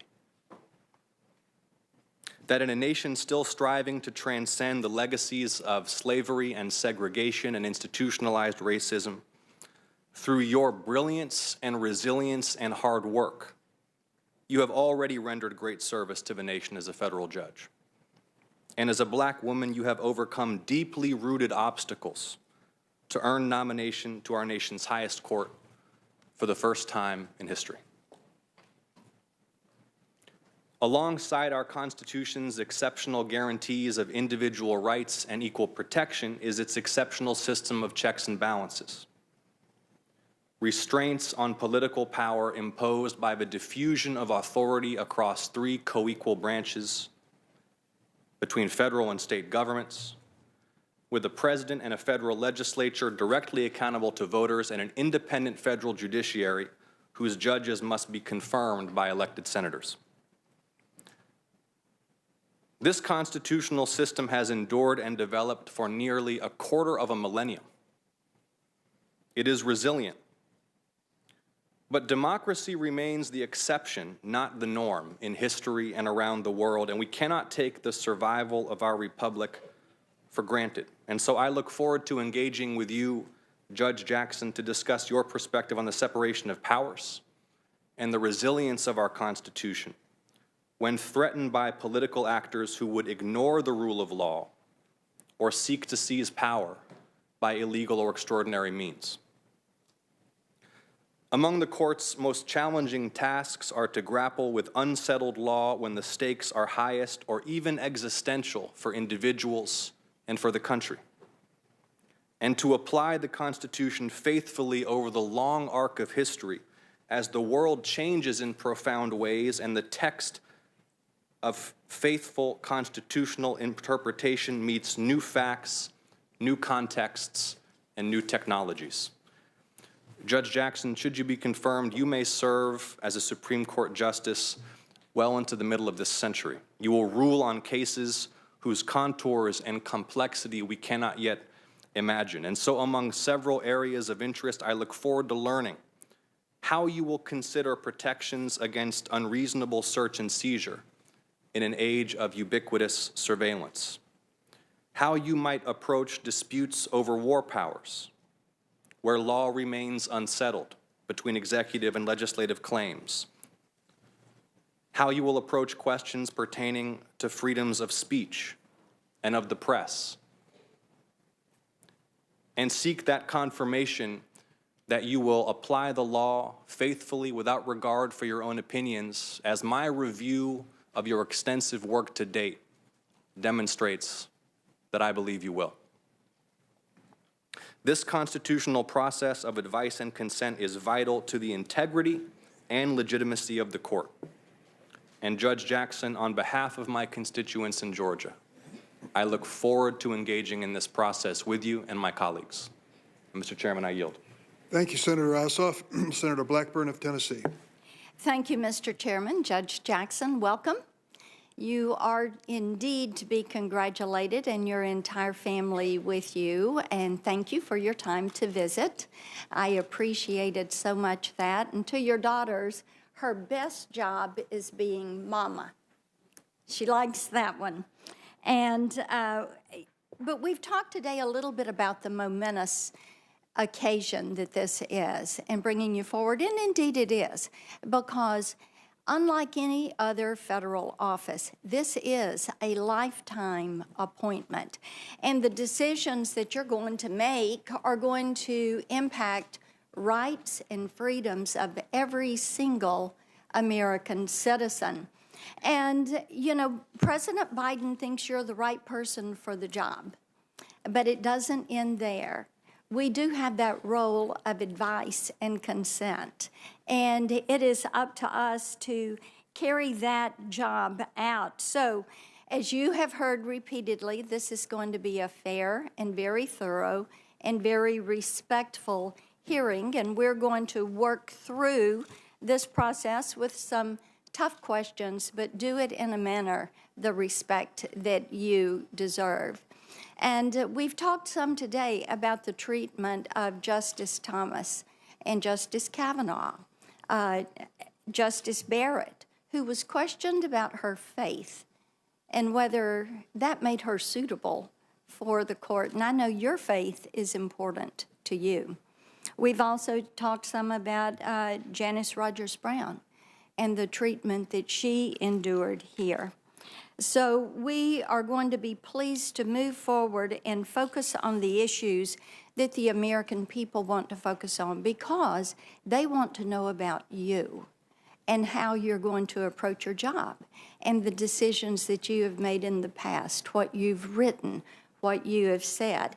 And I've got a few areas that I'm going to want to delve a little bit further with you, and we touched on some of these as we talked. Right now, when I talk to Tennesseans, one of the most important things that they bring up is the issue of parental rights and wanting to be able to rear their children as they see fit. And moms and dads are very concerned about this progressive agenda that is being pushed in some of our public schools. Educators are allowing biological males to steal opportunities from female athletes in the name of progressivism. Just last week, an entire generation of young girls watched as those charged with protecting them allowed a biological male to compete and beat a biological woman at the highest level of collegiate sports. Some girls have been forced to share locker rooms with biological males. Rather than defending our girls, those in power are teaching them that their voices don't matter. They're being treated like second-class citizens. And Americans need a Supreme Court justice who will protect our children and will defend parents' constitutional right to decide what is best for their own kids. And here we need a little clarity. At a time when these parental rights appear to be under assault by the radical left, your public comments about, and I'm going to quote you, the transformative power of progressive education, end quote. These are deeply concerning. You serve on the board of a school that teaches kindergartners, 5-year-old children, that they can choose their gender and teaches them about so-called white privilege. This school has hosted an organization called Woke Kindergarten and pushes an anti-racist education program for white families. Your public endorsement of this type progressive indoctrination of our children causes one great concern when it comes to how you may rule on cases involving parental rights.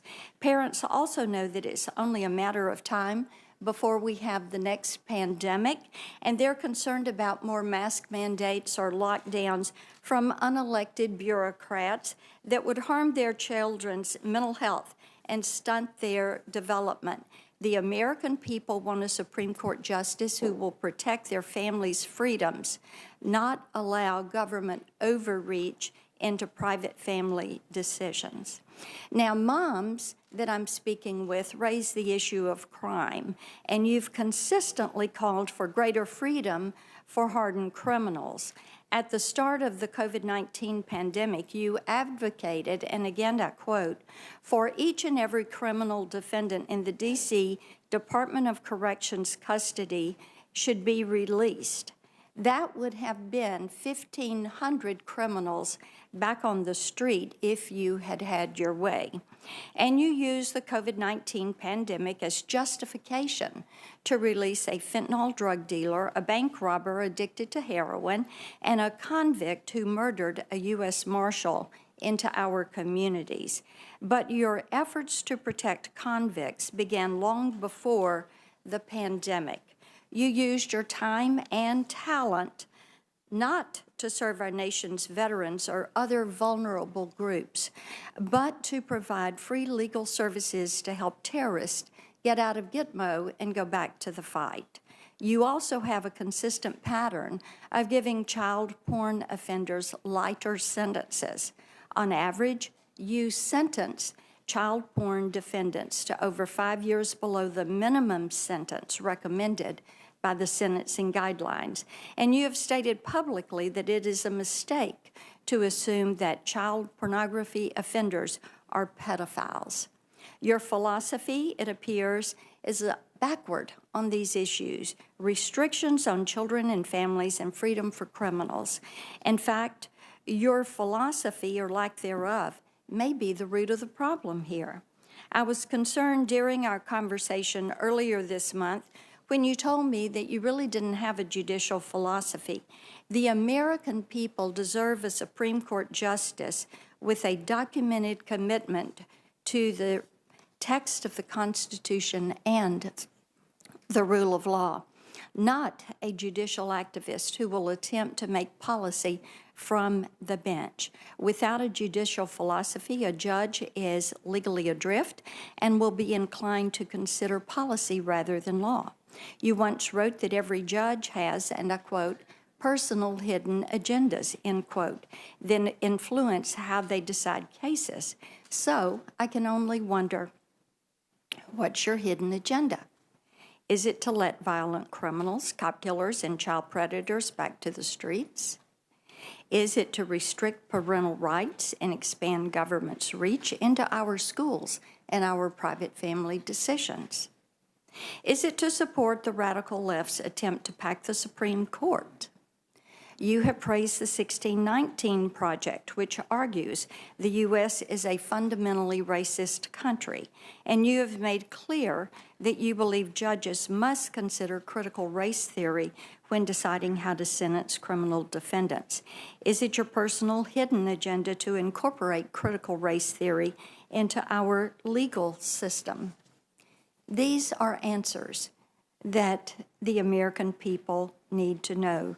So we are going to look at past statements and decisions and seek clarification from this committee before we make our decisions. So let me close again by congratulating you on your impressive career and your nomination to the nation's highest court. Regardless of the outcome of the confirmation process, you and your family should be incredibly proud of all that you have achieved. Your story is a wonderful example of the American dream fulfilled. You are able to sit here today because you were reared and built your career in a free country whose laws protect equal justice and opportunity for all, to ensure that future generations can expect the same blessings and opportunities you receive.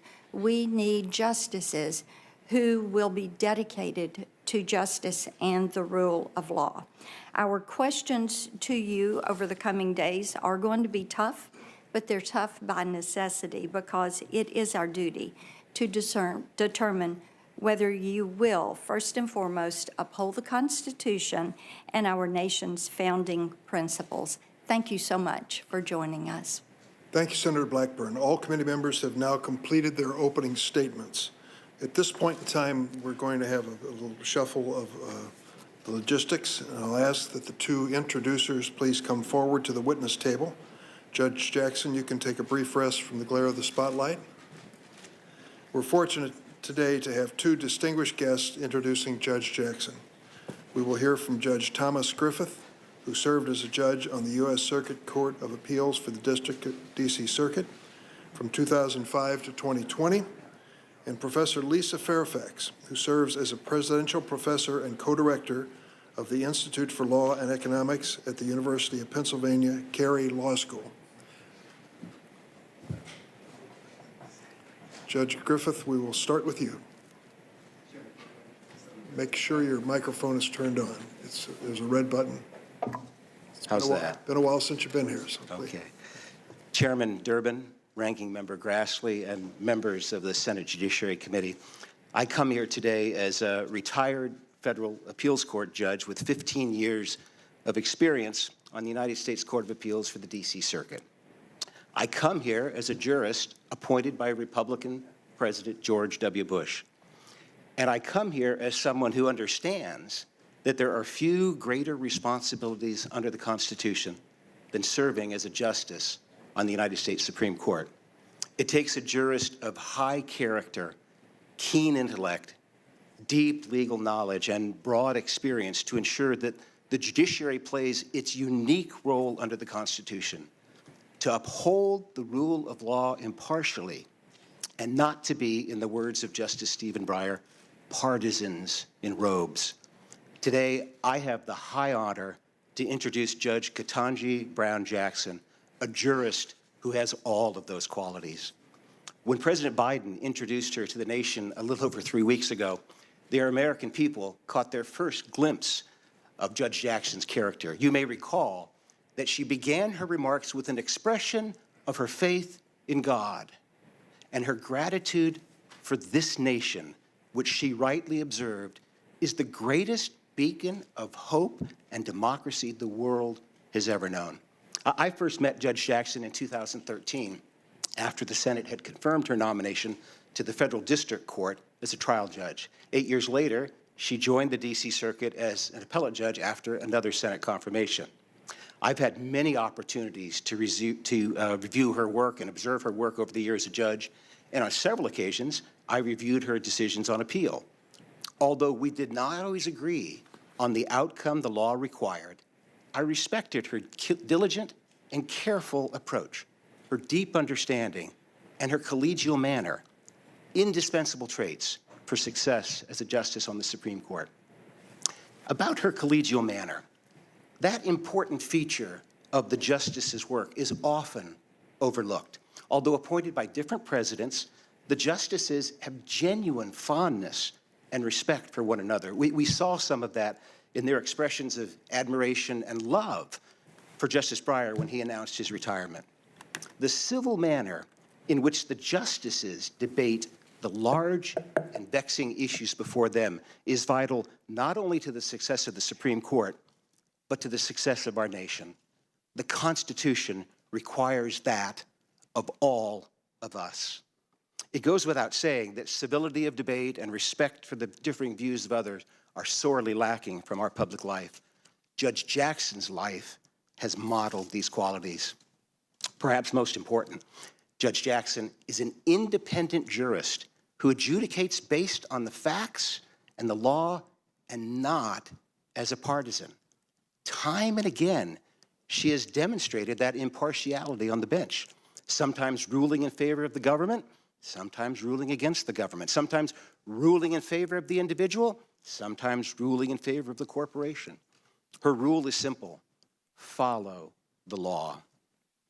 Now, some think it noteworthy that a former judge appointed by a Republican president would enthusiastically endorse a nomination to the Supreme Court by a Democratic president. That reaction is a measure of the dangerous hyperpartisanship that is seeped into every nook and cranny of our nation's life, and against which the framers of the Constitution warned us. There should be nothing unusual about my support for a highly qualified nominee who has demonstrated through her life's work her commitment to the rule of law and an impartial judiciary. My former colleagues in the federal judiciary, Michael Ludig, Michael Chertoff, David Levy, and Andrew Guilford, each appointed by Republican presidents, and all highly respected judicial conservatives, have also voiced their strong support for Judge Jackson's confirmation. There was a time not so long ago when bipartisan support of the president's nomination of a highly qualified jurist was regular order. Antonin Scalia was confirmed by the Senate 98-0. Ruth Bader Ginsburg by a vote of 96-3. The rule of law is a fragile possibility in the best of times. Today, it is literally under attack in Ukraine and is threatened around the world and in our own country by autocrats and their sympathizers who give lip service to the rule of law, but then work to undermine it at every turn. As Justice Scalia taught us so well for so long, an indispensable feature of the republic the Constitution created is an independent judiciary of judges who have taken an oath not to a president or a party, but to the American people and to God, that they will be impartial. Judge Ketanji Jackson Brown has demonstrated her unwavering commitment to that oath. I applaud this exceptional nomination, which I encourage the Senate to confirm. Thank you. Thank you, Judge. Professor Lisa Fairfax. Chairman Durbin, Ranking Member Grassley, and members of the Senate Judiciary, my name is Lisa Fairfax. I am a presidential professor of law at the University of Pennsylvania School of Law and co-director of its Institute for Law and Economics. Prior to my academic career, I worked at corporate and securities law at a large law firm. But before that, I was roommate and a very dear friend at Harvard College and Harvard Law School of Judge Ketanji Brown Jackson, who I am so very honored to introduce to you today and to the American people. Ketanji and I met during our first days of college nearly 35 years ago. Those first moments when you wonder if you belong. She's the friend that made sure we all did. A woman of deep faith in God and unyielding love for family, Ketanji defines friendship. She's the friend you're immediately drawn to for their outgoing and friendly nature. As our circle of friends grew, she's the one who became the rock for us all.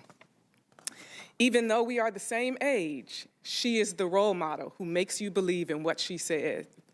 You can do it, and here's how. And she showed us how, by the power of her example of hard work, preparation, and excellence that transforms the seemingly impossible into the achievable.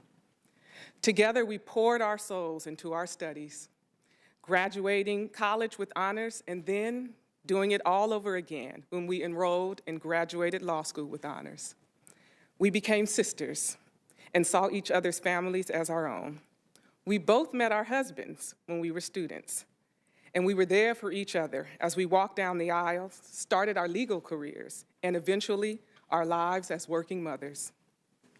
My husband, Roger Fairfax, now Dean of American University's Washington College of Law, has described Ketanji's impeccable credentials that's distinguished her at every level of her professional career. He also knows her as one of our children's most favorite people in the world. Our college roommate, Nina Simmons, a top corporate lawyer, has described Ketanji's unwavering work ethic. She puts her head down and gets it done, even and perhaps especially when no one is watching. Our other college roommate, Antoinette Coakley, a distinguished business law professor, has described Ketanji as a coalition builder. We knew early on that she could be anything she chose to be, but also that she seemed destined to be a judge because of her ability to see all sides and render fair and level-headed decisions. But our tight-knit group of girlfriends also knows that there's so much more to Ketanji beyond her brilliant mind. There's her wonderful sense of humor, her gift of storytelling, her heart of gold that always shows up. From the first call you make for advice about your career to the first knock you hear on the door after learning you're diagnosed with cancer. You never have to ask. She is always there. Above all, Ketanji is humble enough not to pretend she knows how to have it all. But she does know how to give it her all. And what she gives to her family, her friends, she also gives to the law and to this country. A testament of her character is all the people of different backgrounds and beliefs who understand that essence of Ketanji. We've seen that in her endorsements from bipartisan colleagues from the bench and the bar, and from both civil rights leaders and members of law enforcement. And we will see it in the history she will make. I know she is honored and humbled by the significance of this moment, not for what it means for her, but what it means for our amazing country. Confirmation of the idea that America is a place in which all of us can feel a sense of belonging, and all of us can reach our fullest potential. While challenging, I would summarize nearly 35 years of friendship in this way. By highlighting Ketanji's faith in God and country, her intellectual brilliance, her goodness and grace, and a work ethic that makes her perfectly suited for the serious task of serving on the Supreme Court. It is with tremendous pride, love, and gratitude for her willingness to serve that I introduce to you my dear friend and an exemplar of the best of America's promise, Judge Ketanji Brown Jackson. Thank you. Thank you both. Professor Fairfax and Judge Griffith, I'm sure that Judge Jackson and her family deeply appreciate your being here today and your kind words. I want to add to the list of introducers, the man sitting behind you, Senator Doug Jones, who has introduced Judge Jackson to many of us, not for the first time, maybe reintroduced it. But Doug, thank you for serving in this cause and for helping the President and Judge Jackson. Thank you all three for being with us today. We are now going to move to the next phase of the program, and that is to hear from Judge Jackson. So if we could set up the table.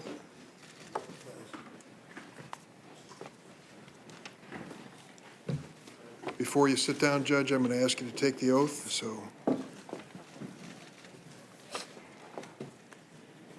ready? Please raise your right hand. Do you affirm that the testimony you're about to give before the committee will be the truth, the whole truth, and nothing but the truth, so help you God? I do. Let the record reflect that the judge has answered in the affirmative, and having met that requirement, you may now proceed with your remarks.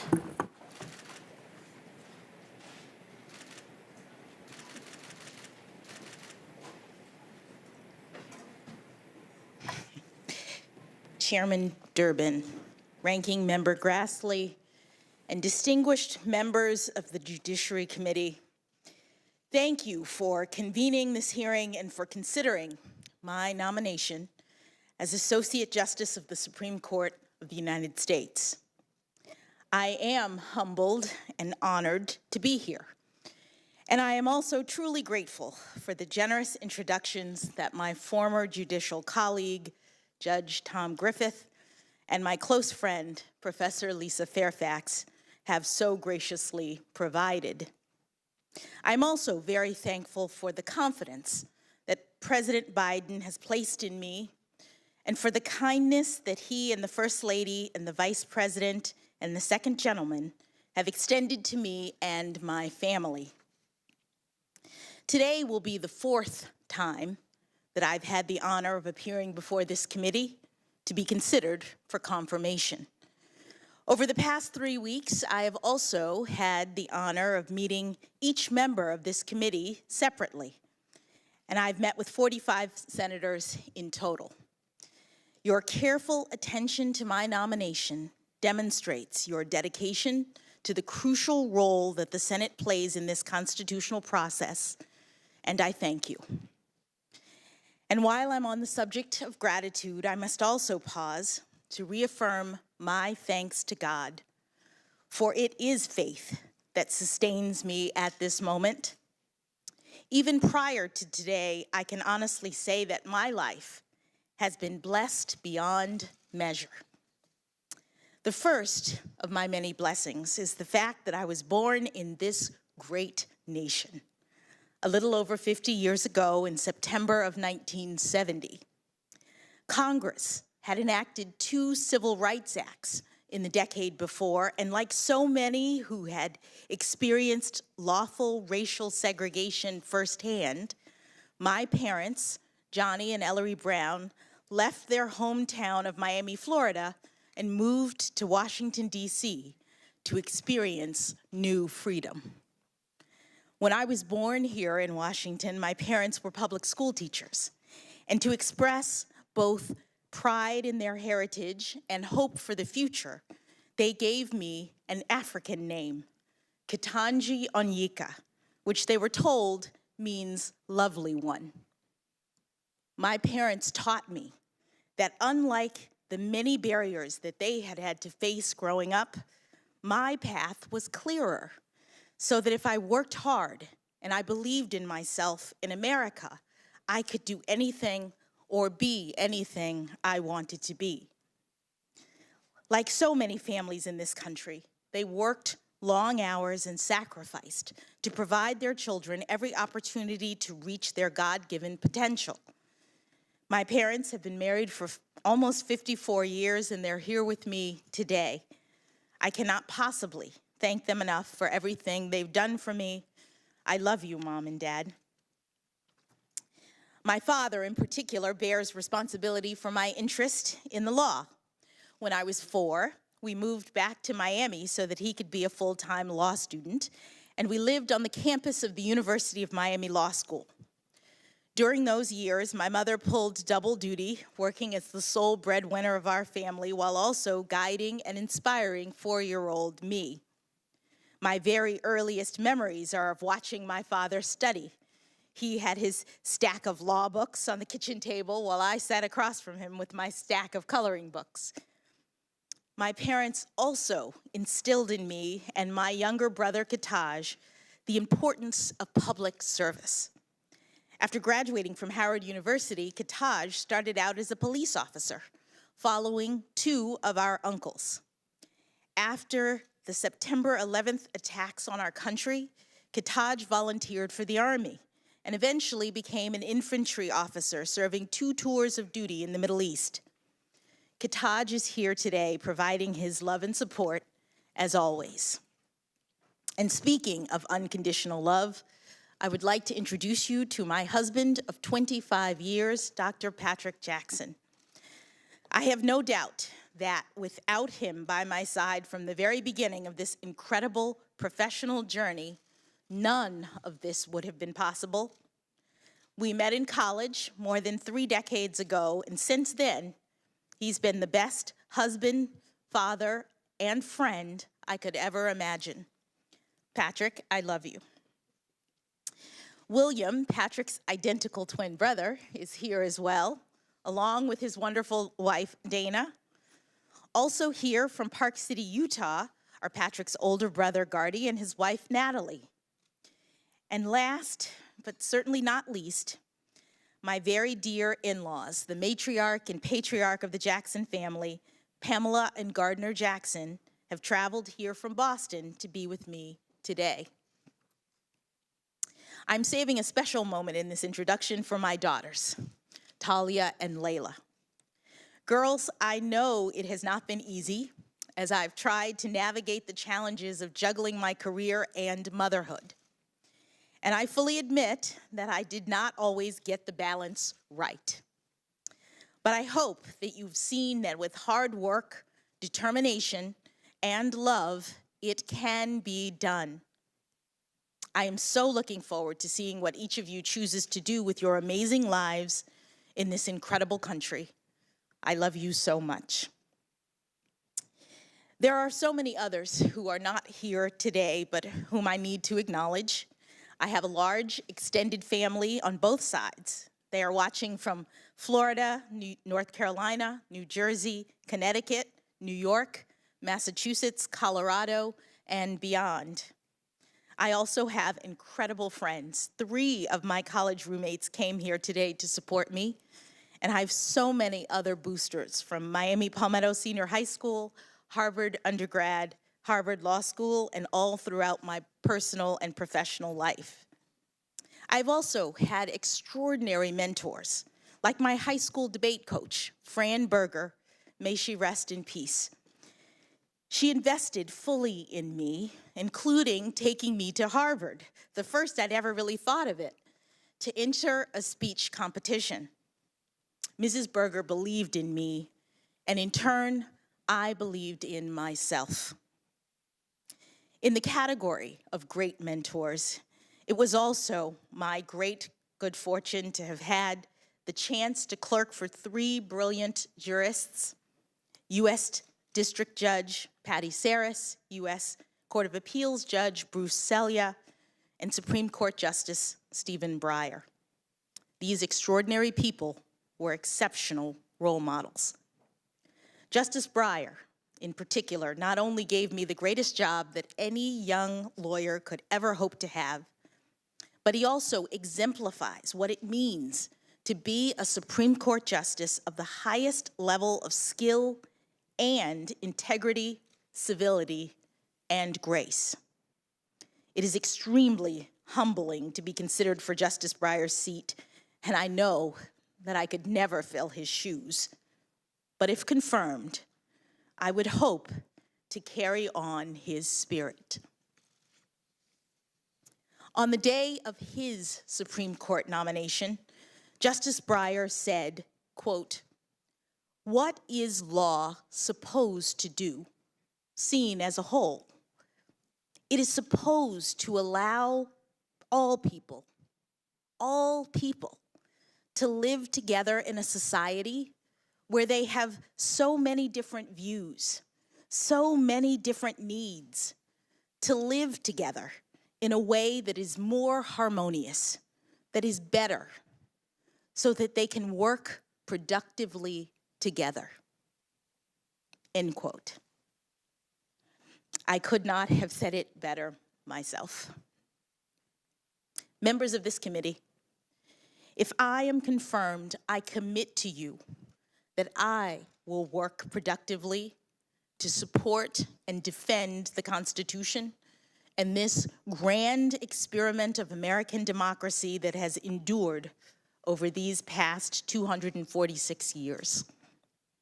I have been a judge for nearly a decade now, and I take that responsibility and my duty to be independent very seriously. I decide cases from a neutral posture. I evaluate the facts, and I interpret and apply the law to the facts of the case before me without fear or favor, consistent with my judicial oath. I know that my role as a judge is a limited one, that the Constitution empowers me only to decide cases and controversies that are properly presented. And I know that my judicial role is further constrained by careful adherence to precedent. Now, in preparing for these hearings, you may have read some of my more than 570 written decisions, and you may have also noticed that my opinions tend to be on the long side. That is because I also believe in transparency, that people should know precisely what I think and the basis for my decision. And all of my professional experiences, including my work as a public defender and as a trial judge, have instilled in me the importance of having each litigant know that the judge in their case has heard them, whether or not their arguments prevail in court. During this hearing, I hope that you will see how much I love our country and the Constitution and the rights that make us free.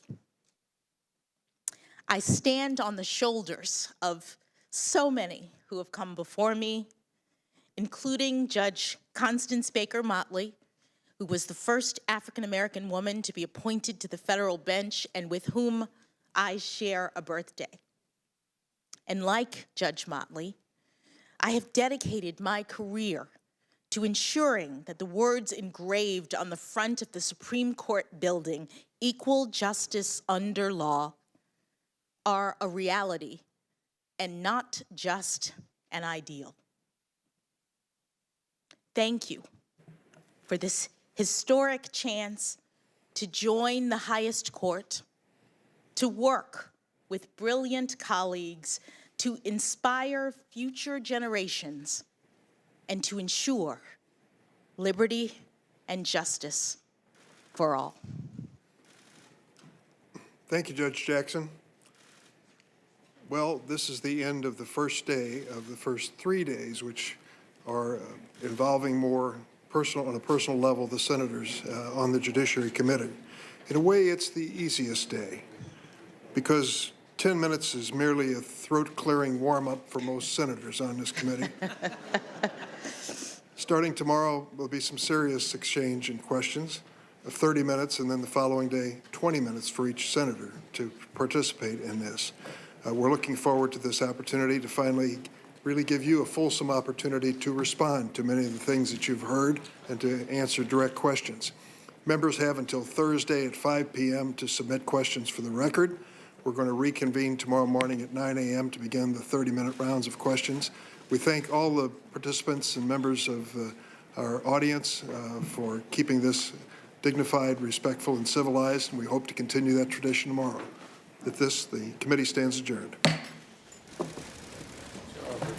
Thank you.